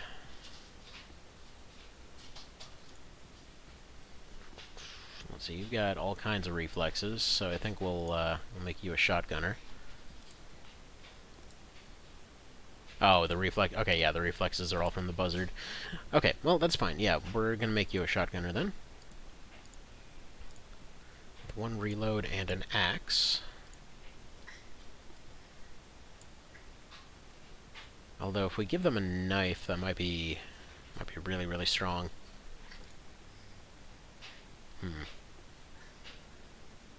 Yeah, we'll put extra reloads. So all the replaceable stuff is what we'll dump. Everything else we're gonna take with us. All right, you take shotgun as well. And then yeah, the axes are gonna be like their fallback option. All right, so we got flamethrower, shotgun, and also part-time medic, I think, because she can carry a decent bit of equipment with her. Actually, no, you're going to be the one with the shock boom.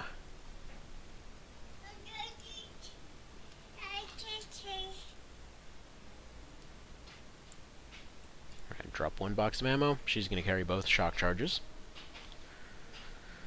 We've got 1 flamethrower, 2 flamethrower, 3 flamethrower, 4. Got a minigunner. Got you. What do I want to do with you? Probably another shotgunner. So, we want to also have a situation where we can just deal with Reapers with shotguns.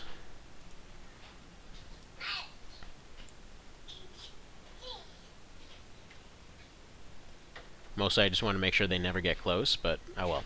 So I think the 3 shotgunners are going to go ahead and put theirs in their backpack. Or no, they're gonna hold them. They're gonna run up to the door. They're gonna be the ones loaded up with all their stuff there. Alright.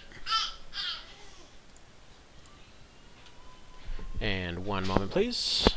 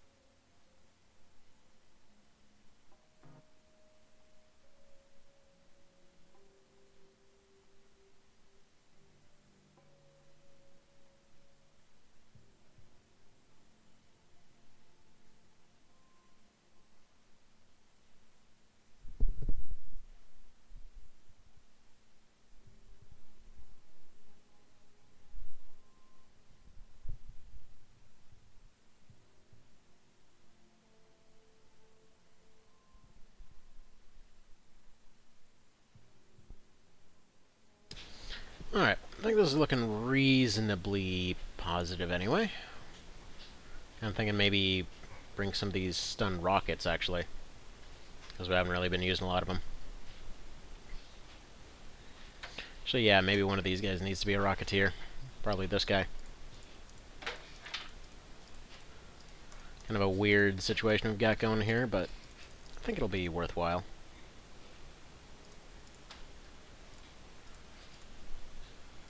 Alright. Oh yeah? How's it going, child? Of course, now that I'm looking at it, the downside of this is that, yeah, it's gonna delete one of these stun rockets. Alright, whatever. It's fine. We'll bring one extra so you can reload. And then I think we'll... Child! Chill out with the yelling. Jeez. Yeah, my son's super talkative today. Like a couple AP plasmas just in case it's something that we need later. Let's see, another one of these. Maybe one of these. Got like no mitigation, but I figure maybe it'll do something. Because yeah, it feels like these are probably the best bet. If they're, let's see, how much per turn?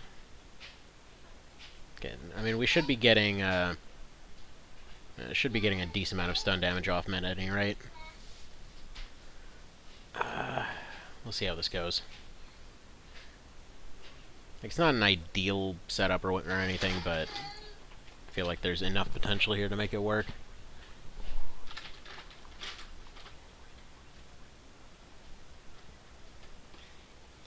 Yeah, I think we need more medical supplies to drop at the start, but aside from that, we should be okay.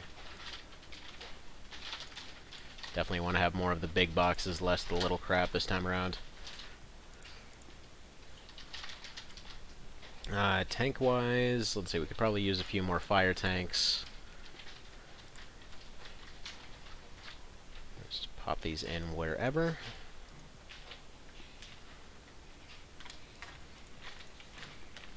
There we go.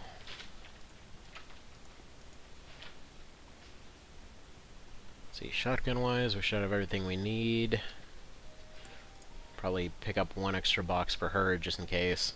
Again, I don't expect her to even run through one load of it, but you never know how these things go. Maybe something will... Maybe somehow it'll turn into a drawn-out thing. There we go, 2 of those. Another one for good measure. What else can we drop here? I feel like maybe we should bring an extra shotgun, but I'm not super certain on that one. I know we're not using all our Sentinel suits, that's on purpose. Oh, you know what? Actually, Laser Mark II. I think I have a Mark III that I can turn that into.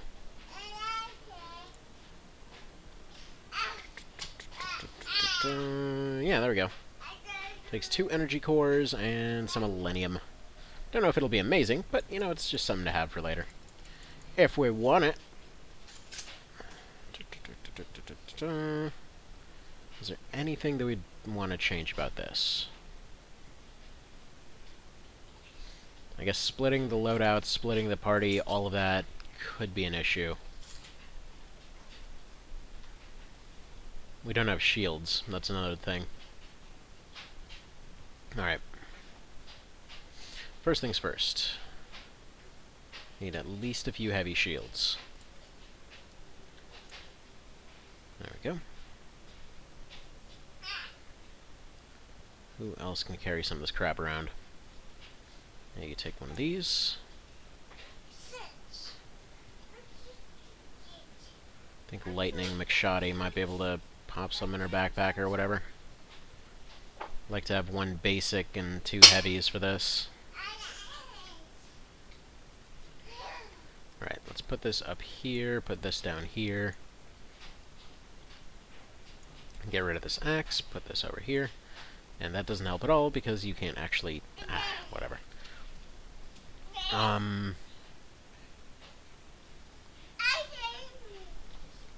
There we go. You. You can carry it. As well as an extra couple axes, I suppose. Yeah, these axes are just multiplying. I have completely lost track of how many we're supposed to have. It's just every time that we come back from mission, it just apparently doubles whatever amount we have, so I've got 184 axes. I'm sure, I think it was like 20 that I actually made, but yeah, I don't know. I don't know what to do with all that. That's its own little kettle of fish. Take a few more of these. Feels like all of that's going to be squandered again. But okay. And then I guess we bring one extra flamethrower just in case. Or not. Okay, we'll assume if any weapons are lost, they'll just go down to axes. Because all things considered, they're surprisingly effective. Against basically everything. Alright. Should be enough axes spread throughout the party. And let's go and make it a night raid, I suppose. This clearly can only go well. In fact, I think in the interest of maybe avoiding some of the problems that we could potentially run into, I think I'm actually just going to dedicate the tank to that left side and then see about using people to block off one of the doors later. Because all things considered, I keep seeing a scenario in my head where just panic breaks out and that's it. Because yeah, one person breaking and suddenly we're just done. Alright, let's go make another hunter. Or the other kind of hunter. Hang on, where's vehicles? There we go, that kind of hunter. It's weird how there's multiple hunters. So yeah, we'll see if our initial stun grenade gets deleted here. In case we have to re-roll or not. Alright, Praetor present. Looks like the right layout. Tank faces this way. These guys face this way. Get ready to wreck real good.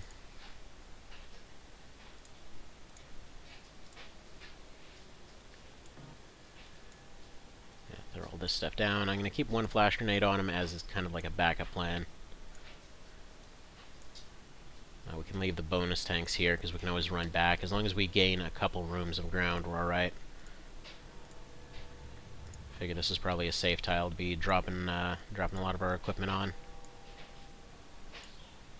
I think you are the one that might potentially still be able to carry a medkit with you. Test that out. No, it's not looking possible. But you can carry a reload. So that'll be good. You've got your extra rockets.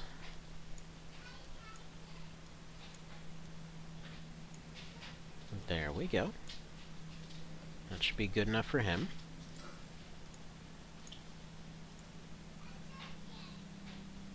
I think maybe we'll just crouch this guy down here. So that he can go fire some shots off and call it a day. Maybe get some early wins going. Alright, drop this axe.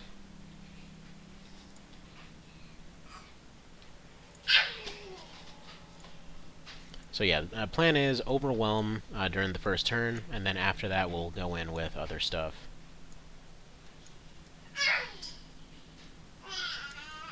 Of course, this all completely face plants in the event that there's something sitting in front of this tank, which could be a bit of a problem, in which case the tank is just sacrificed without actually accomplishing anything.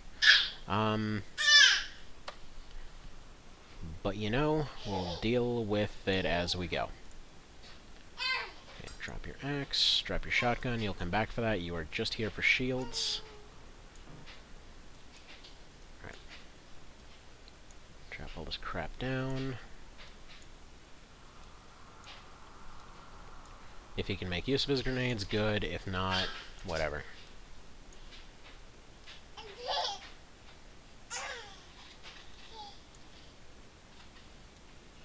Well, that's just kind of an extra function for him.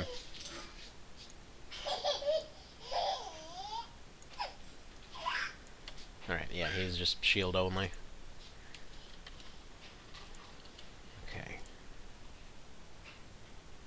you're going to be our speed flamethrower.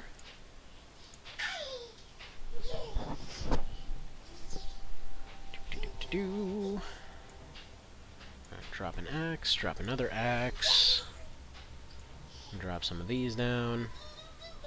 Ideally, I want her to have the shield and then still keep the flamethrower, but it's not looking likely. So I'm probably just gonna say leave the flamethrower for now.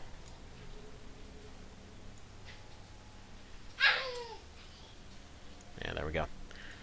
So shield medic over here.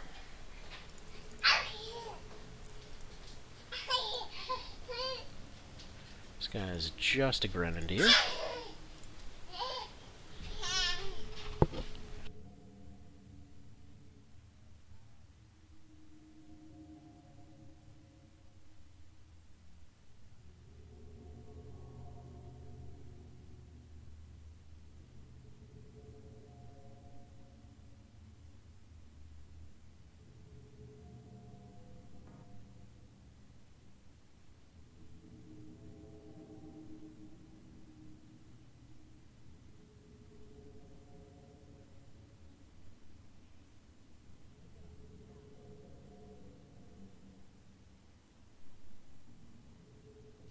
Alright, and this guy I'm just going to have chuck some stuff behind this door, which I think he should be able to do. If he can't, we'll see what role he ends up filling later. And then Moses the medic, you are going to be up here. Alright, perfect. It is the spawn that we need. Right,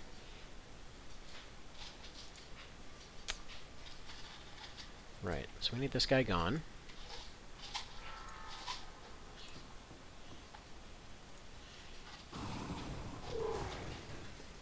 There we go. First guy gone. So shield run around the corner, kind of see what we're dealing with out here. Doesn't look like anything too visual. Right. This one's going to go ahead and block this door. You... Can you make this throw? No. Okay.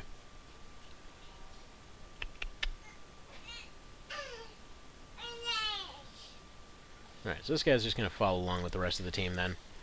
Maybe I'll just turn around and have him pick up his shotgun. Because that was kind of his whole purpose, but whatever. Okay, so next up... I'm going to want that door gone. That way they're hopefully not going to try to hide anybody back there. There's still a chance they can just throw a grenade out here. Right.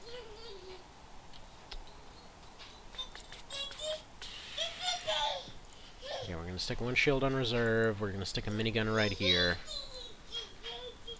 Now you take a step forward. If they take any shots, has to go this way. If they take a grenade, problem for you, not as much for you. Oh, hello! How's it going, Mr. Ridiculously Energetic? It's funny. My daughter is just over there chilling out. Son's over here acting like he's on friggin' crack. Well, that's toddlers for you. Alright, this might unfortunately tempt a grenade, but I want to make sure that this is gone. Okay, there we go. So the reason that I want that gone, the way that the AI sees it, unless they've got a guy right here, they're going to try to hide behind these side areas. They won't go here. So that should be out of range. They can still make this throw, but they got to be right here, and they got to pass a check for this. They got to pass a check for all this. They got to pass a check for this. This blocks off vision for a third of their potential aiming area. So it's kind of an awesome, cheesy location there. So I feel comfortable moving you up here.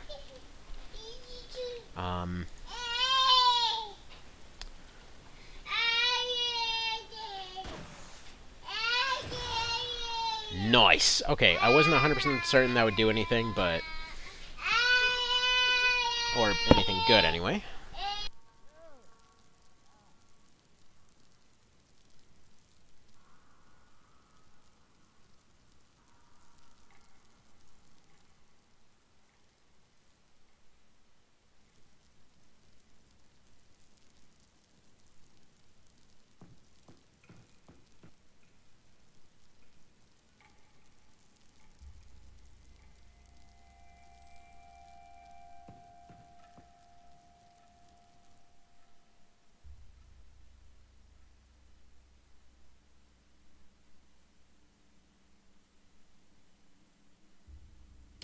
Alright, so, theory crafting and how the AI is going to react. That was not on the list. But okay, thankfully the Reaper didn't have the movement to make that properly. They decided to just take a crappy shot, because they'd rather take Plink than deal with all that stuff in the middle. They're just going to hit their own guy. Fantastic. So far, so okay.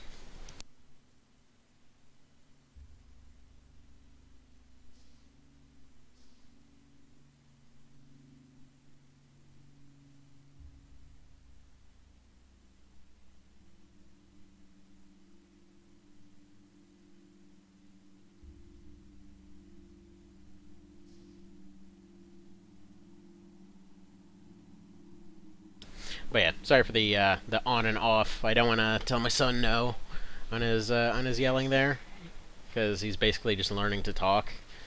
But at the same time, it's super loud, and he's like right in my ear. So, figure that must be coming through pretty dang loud. So it's just gonna be on and off.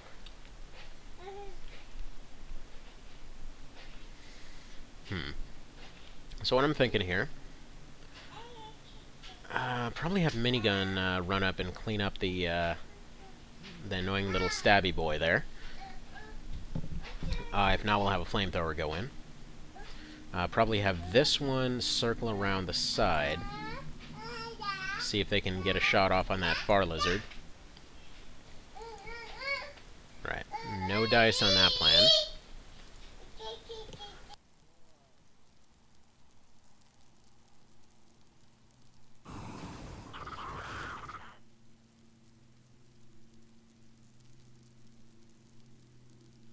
Okay, that was terrifyingly close. Yeah, I can't get them through. So let's have you go here. Oh, buddy. Okay, so that's a problem.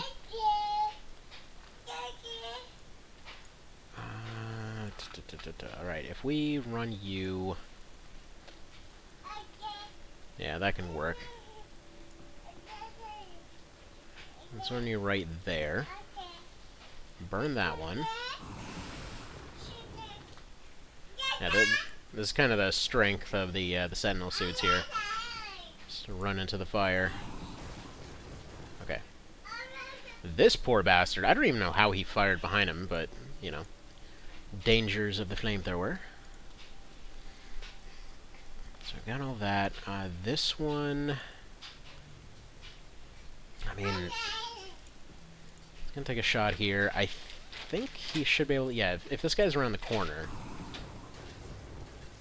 No. At the very least, this should jack up any chance of him making that shot. So we've got dark smoke here, we've got fire, we've got stun gas. Like, his odds should be 1%. So we'll see how it goes. Not to mention we're resistant to it anyway, but still.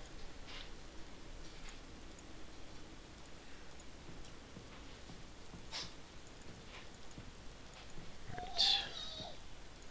Just kind of run you there, I guess.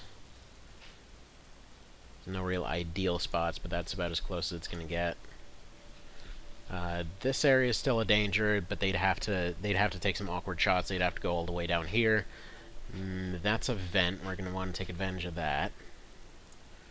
Yeah, I think Soda here is just going to be our vent crawler, pretty much. Just go around to the other side of vents, throw out some stuff, deal with it there.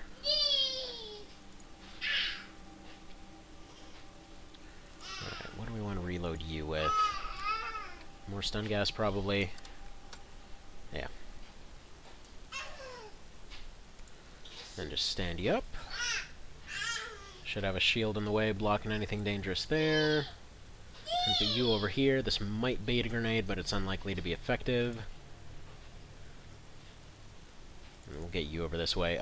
Because we're running more light stuff, we're gonna have to wait for this fire to dissipate. Unfortunately. Can fire at this door. That's a terrible idea. And, okay, that'll be the turn. Please, everyone survive. It's like, usually, if the first 10 seconds or so don't involve somebody dying, usually the turn's gonna go well. It's like, okay, right there. Ah, that hit. God dang. That was a really unlikely grenade, too. because he had to go throw it over the UFO, so he was more likely to hit himself than do anything effective with it. Alright, that's a problem, because that's a lot of the flamethrowers locked down for now. Unless he decided to run off to this far side, but he's probably right here. So we're going to need a shield and a flamethrower to probably go about here. He's going to take some shots. I'm assuming he's got a Scorcher cannon or whatever that thing's called. I think that's a Scorcher cannon, but anyway.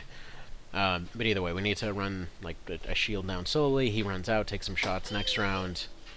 We have the flamethrower behind them. Then they run down here and deal with him. Seems on the right side they probably will have run off. Maybe. Unclear for the moment. Either way, he can only grenade once, so okay, 1 bleeding, 2 bleeding, 3 bleeding. We're gonna have to get them out of there. Moses the medic, go ahead and patch yourself up. Thankfully our medic is right here at least. If I can tell where you are exactly. It says right there, but is he really? Yeah, there we go. He's not bleeding anymore. So who's next? Minigun is next. Okay, come on. There we go. Go ahead and sort them out. They are still bleeding, so that didn't work out too well. I don't necessarily want to take a step forward with you, because I can't tell if that tile is gassy. Alright. You, ideally, need to get out of there. Alright. So there's not too much we can do there.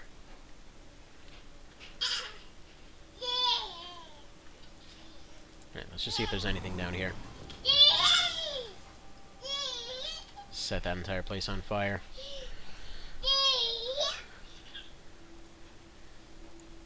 Alright.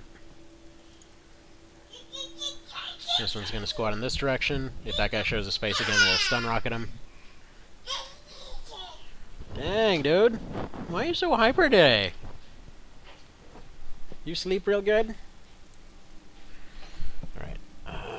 Yeah, none of my shield people are in Sentinel. That's not ideal.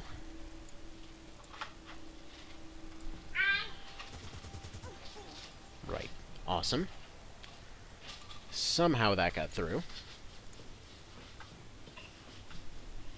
We're going to see if we can find this guy. I'm going to go ahead and assume he's around here someplace. So, do that.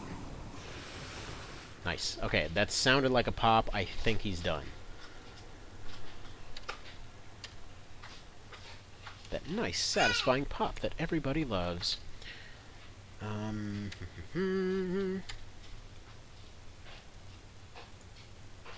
let's get you over this way. So you're hopefully not getting hit anymore. Really would prefer to keep my minigun on hand. Apparently, I forgot to drop off Lightning McShoddy's equipment, so that's entirely on me. Drop you here, drop this here. I don't really want to drop that shock charge, but I think she's going to take over medic duties. There we go. So they're just going to run over to her then. And then you need to run over here to see about baiting out some shots with that shield. You I don't really have a use for yet. Also, it's probably better for him to actually pocket all of these nades, so that he's just got a choice over what he wants to throw, without actually having to worry about having them in his hand. Alright. Let's see how this works out. If we don't get overwhelmed now, if we can recover from the bleeding, then I think it should be possible. Judging by all the movement, it's my assumption that they're probably moving from the other side of the base right now. Which also actually gives another potential... Oh, for crap's sake, this guy with this ridiculously lucky suppression. Which actually gives another idea.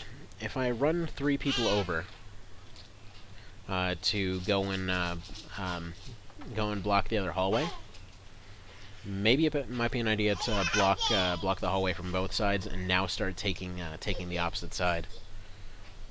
Because if they all start filtering in, then we're gonna have problems. But if we just leave the tank here and then suddenly take on much lighter numbers, that's assuming they're not all stuck in place, though.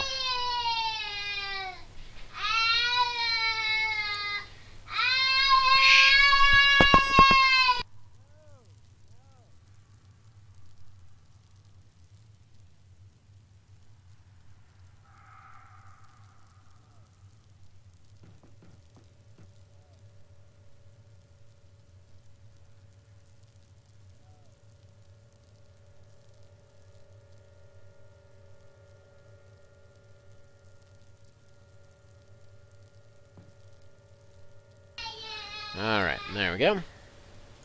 Hopefully that's them. No, they're still not done bleeding. Okay, I gotta get Moses to go back and pick up more equipment then.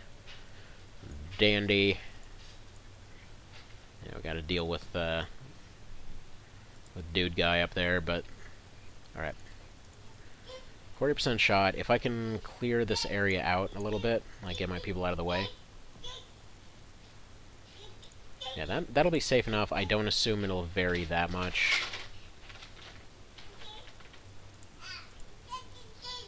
I think we'll move you backwards a little bit.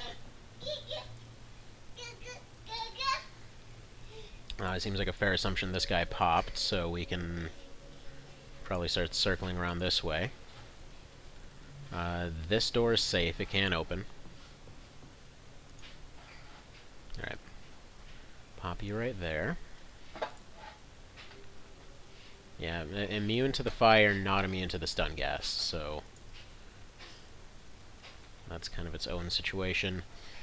There is a worry that the rocket can potentially hit this. If I fire it right here, that should hopefully deal with him.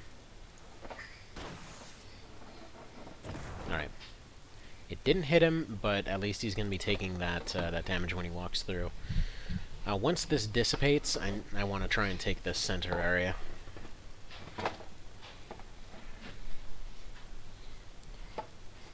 Alright. So this guy's going to have to go and reload. So you're better, you. Ideally need to go here. Hopefully that'll block some of those shots coming in. Because, yeah, this'll deny him some tiles. It didn't look like it hit all the tiles that it could have. Ideally, I wanted it right here, so that it would kind of block off this whole area, and maybe he puts himself to sleep if he decides to stick around there. But no such luck. So I think that's realistically all we can do. They should be able to see this move, because they can see the entire map. So we'll see what their reaction is to that as well. I probably should have moved them one tile back. Once HMG guys dealt with, we'll probably do that, because the Reapers have to take extra movements. They can hop over this, but they have to take extra movements if you're one tile back. Alright, yeah, I don't want to take any extra shots with you.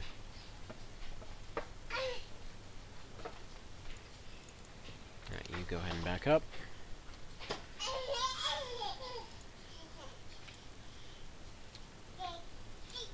And hopefully everyone lives. Come on, get the reaction. No, he's just suppressing again, and he's just around the corner. Okay, got one Reaper there.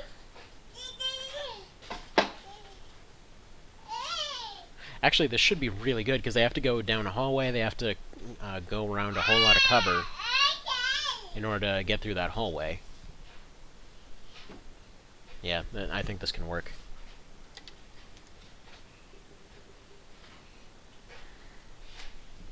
It's actually funny that for all the shots that we fired so far, according to the count, we've only killed 2 things. One Heridian, one Civilian. Actually, wait, one Reaper as well. Only way too many to go.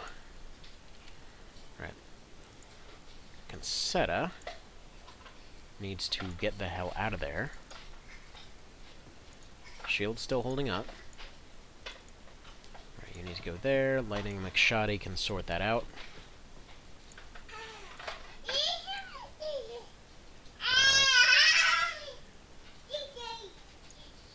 Alright. You can make it to this tile.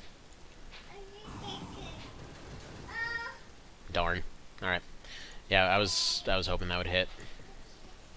So that might potentially put them in a bit of a dangerous spot here. Rocket guy needs to go back. Shield needs to move up here. I think I left your rockets over here someplace. Nope. What about here? Nope. Well, they're certainly somewhere.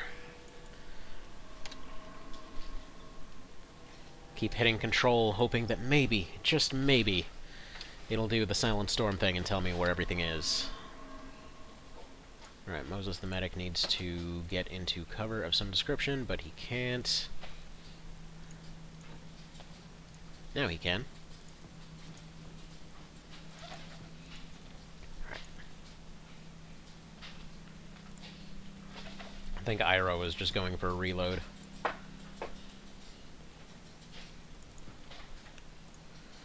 Alright, so I'll put you here. Yeah, and unfortunately that's where the rockets are too. So you can just go ahead and pick one up. Step off to the side. And, yeah, we'll drop there on the ground, then he'll reload next round.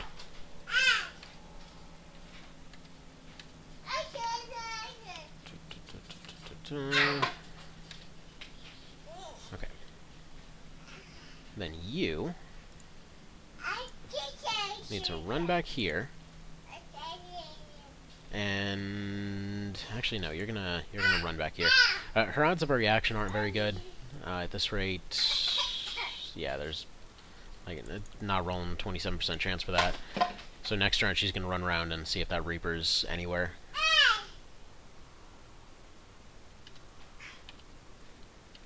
Then I think that is our very disappointing turn. Because until we deal with HMG guy, well, we're kind of just stuck. But that's always how it goes, you know? Okay, they're suppressed. That guy's gonna take so many damage tiles here. Ah, please don't hit. How do you still have points to attack after all that? Jeez. Guy had to go from all the way down here, all the way to here, all the way here, and then still have points to attack. Oh, it's actually not the same one. Okay. So he must have been hiding around the corner. Right, yeah, that movement makes more sense. So that guy must have been hiding with the lizard. With the lizard. Yeah, I'm honestly surprised these two toddlers haven't gotten each other's way more often. Not that I'm complaining. Okay. First order of business, roast. Nice. That must be a basic variant, because... Oh, it was a basic variant. Only 100 health. Or under 100 health, possibly. Because, yeah, sometimes the bases are forced to have basic variants, so... Yeah, that makes sense. Right. You don't have the points to reload, so retreat for now.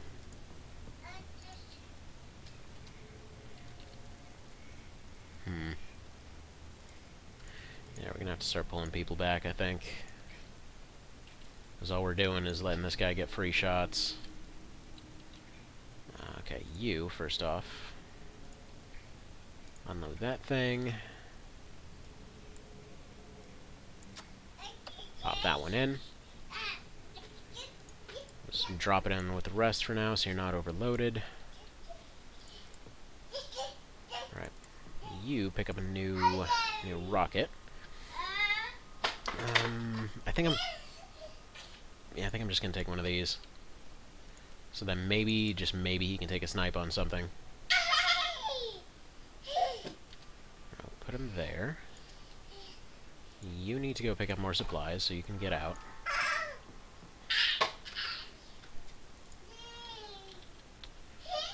You're the leader, so you can go ahead and run back here. Probably going to swap out that med kit for a fresh one. You can get behind the shield. And hopefully eventually stop getting suppressed. So what I'd like to do is hold these shields out in such a way that he fires at them, hopefully nobody else gets suppressed, and oh my goodness. One sec.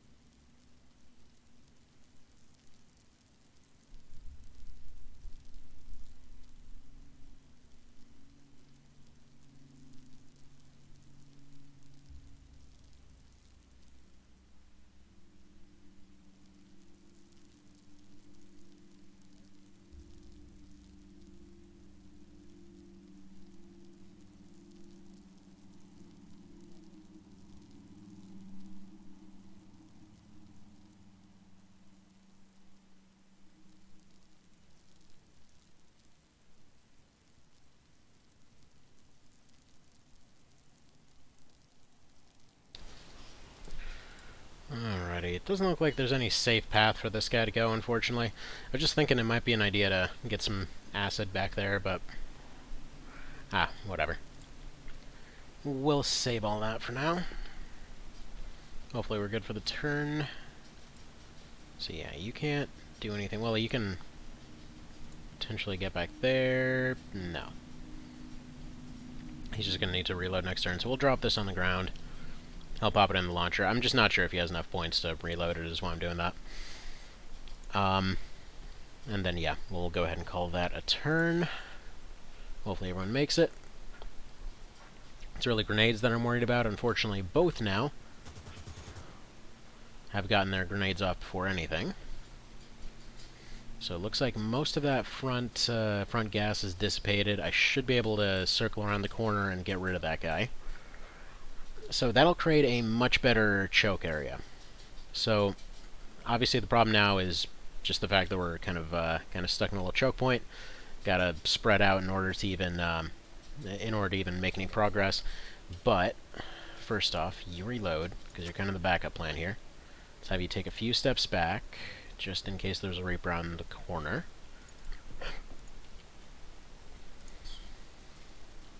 Oh, you need to reload as well. Okay, that's just really bad timing. Well, that's fine. We'll put you here. We can probably fall back these shields a little bit. In fact, no, let's not do that. Let's have you move here. Let's have you move here. Yeah, you can crouch and still fire. We'll have you fire in here. Ah, that suppressed you too. Okay, I was hoping that wouldn't suppress them. Admittedly, kind of a not the best assumption, but hey. Alright, hopefully he'll fire at this one instead. Luckily their morale is holding up. I'm actually going to move her one more step forward so she's not getting hit. Chemical guy can stay there. Lightning McShoddy. What do we want to do with you? I'll replace that med kit for one. So she can be the team medic. I'm okay with that. Like, ideally she's got better rolls, but for the time being, that'll work. Okay, this guy can reload. Then, yeah, the plan is if anything's out in the open, the launcher has a chance to one-shot it. Well, actually, well, surprisingly, it shouldn't cause a situation where he has issues as well. Right. Can reload. Go ahead and drop that reload, probably pick up some medical items. There we go. Perfect. Yeah, those big medkits are far better use of weight. It would be good to have this guy up front, though. Okay. Go here. Have you crouch down so you're not taking any hits. I know, I'm suddenly being way more cautious than before. Okay, I think we're good. Hello there, Mr. Vale. Saturday soon. Wait, is it Saturday? Yeah, it is Saturday. Oh, what in the crap? That is some shenanigans right there.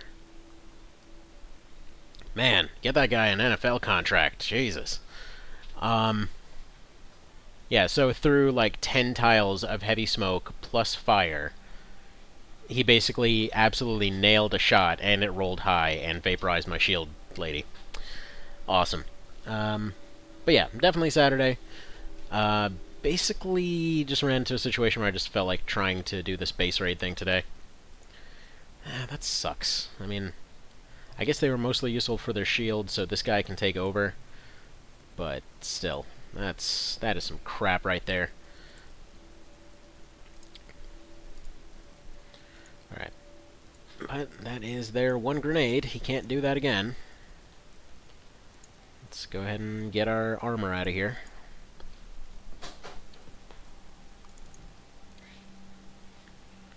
Okay, you go ahead and sort out your equipment. So you put this here, put this here. Go over here, medicate this unfortunate minigunner who just can't stop taking punishment for some reason. See if there's any Reapers hiding around the corner. Currently none. It's definitely an ongoing situation, though. Let's probably put you hereabouts.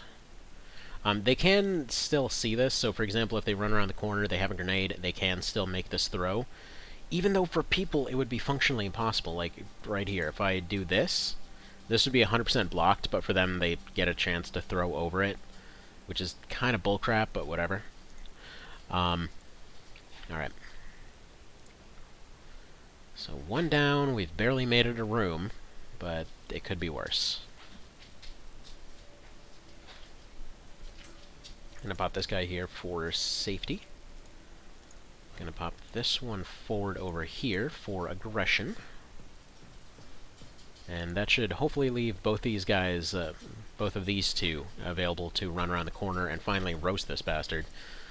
This guy's the Rambo of the lizard race, for crap's sake. So yeah, Mr. Vale showed up just on time. Let's see. Oh, wait, what?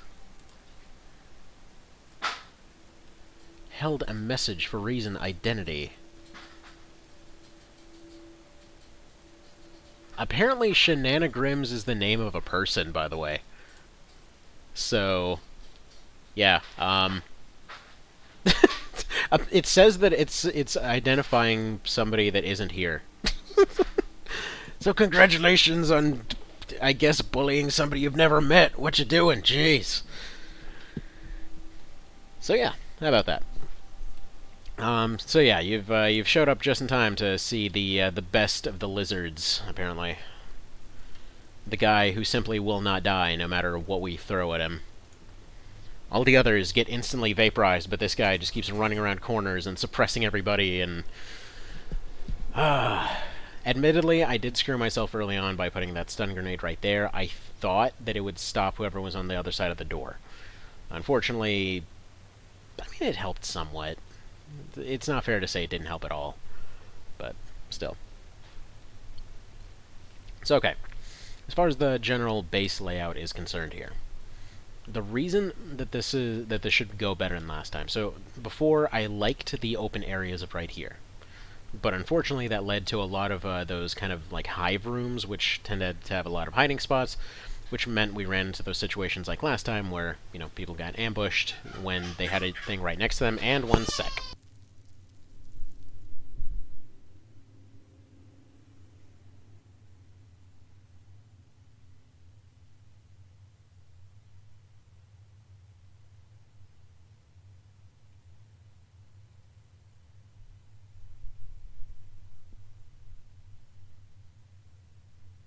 Okay, never mind, all good. My son is just a little Houdini. Just put him to play in the playroom for a minute, and he's like, nope, nope. It's impressive that you think these walls can hold me. It's like no matter how we rearrange the room, he will always find a way out. The dude just does not know the meaning of don't. Alright, so he survived that, no trouble. I might be able to run you in there. Alright. Actually, come to think of it, it's a really bad idea to have him here. That's like a nice little hidey hole for him, but it's not necessarily safe. Right. Let's put you right here. Let's run you right here.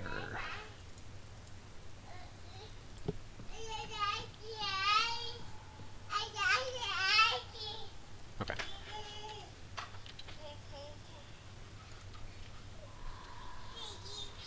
So yeah, there's a chance he'll just pass out the second he steps forward, and hold on again.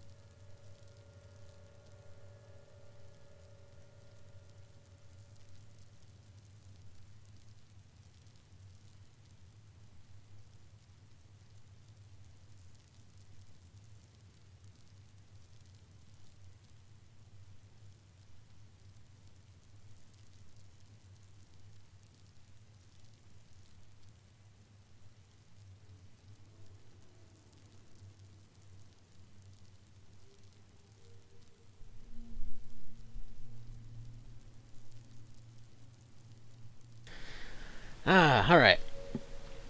Let's see. Little Houdini was the working title for David Copperfield. Nothing to say on that, Automod? Well, I mean, it's not a username. You're not identifying them by username, so it's probably like Copperfield 69420 or something. Anywho, let's see. What else can we actually do here? I guess I've got a minigun that can run over here. Then they'll probably pull some... Actually, they shouldn't have the points to pull shenanigans if I do that. But I'll put them over here. Alright, so I keep starting to go over the strategy and then not doing it. So, what I was saying is down this way, bunch of hives. Down this way, there's going to be 2 rooms, likely a teleporter room. But that basically means the teleporter room leads to nothing, and it's just a little hidey hole for them. So, perfectly okay with that. This, however, is a locked up area. This is a hallway. What we can do is essentially just clear this doorway, sit at the end of the hallway, and just let them keep attacking.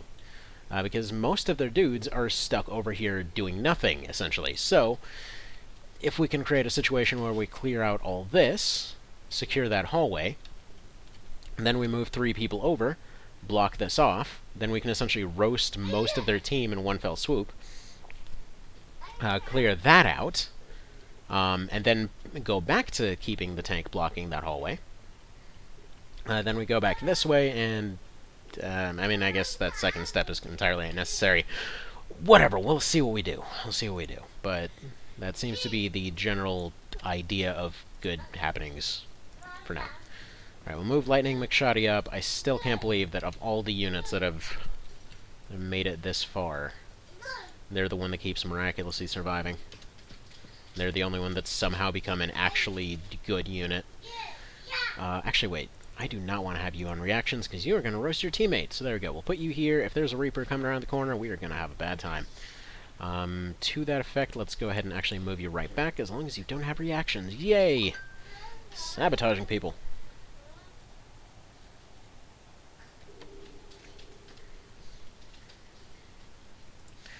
Alright.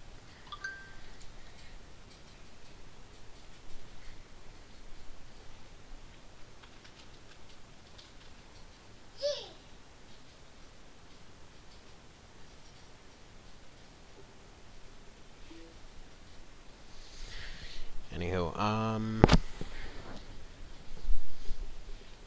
let's see, did he run, though? And that's the question.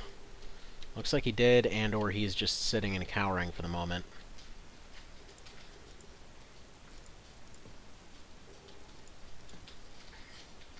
Right, might take a reaction shot. Yeah, he's around the corner. No? What?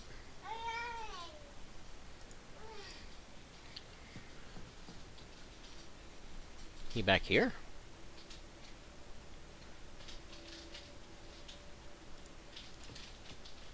Weird. Okay. Yeah, I'm assuming he's, like, behind there or something.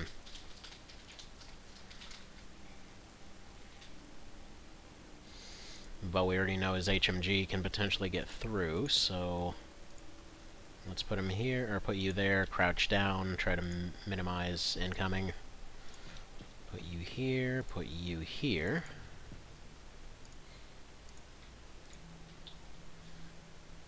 I'll probably back you up a couple tiles.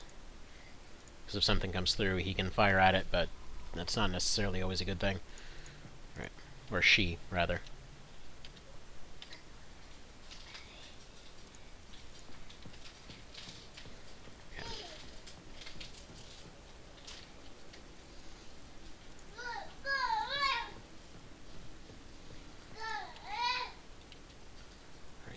There, you're gonna need a better shield, because this one's about to snap.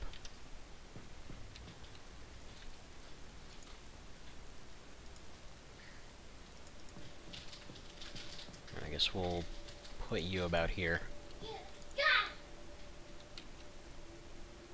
Then this guy can run up.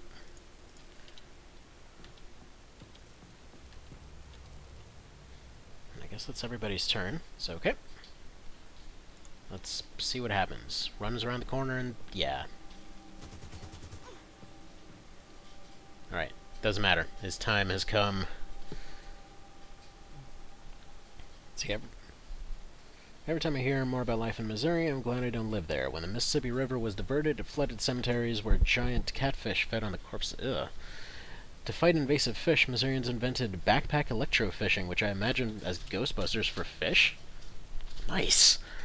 That sounds amazing. I'm just like imagining friggin' like chucking electrified javelins.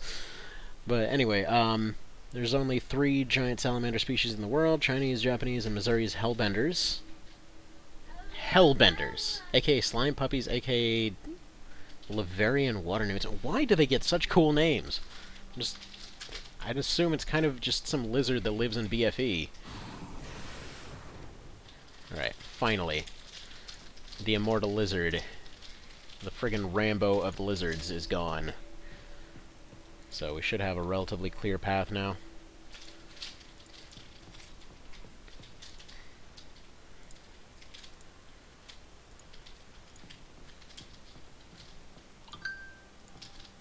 Alright. Plan here is relatively simple. We just gotta face this door and melt it. And or possibly get some people in front of it. You want to see if you can do anything with this door? No, it's a backsplash door. Okay.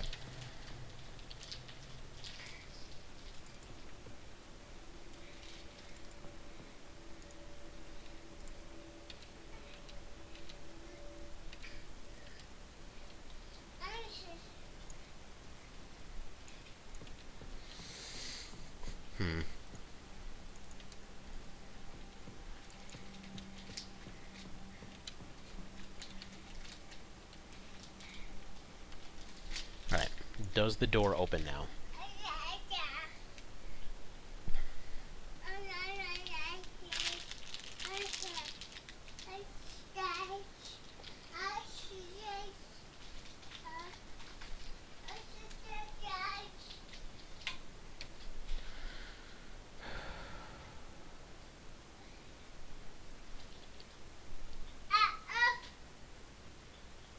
Alright. Actually, crap. Alright, I actually gotta wrap up for today. I gotta get going. So, thank you for stopping by. Sorry for the kind of abrupt ending there. I gotta get going.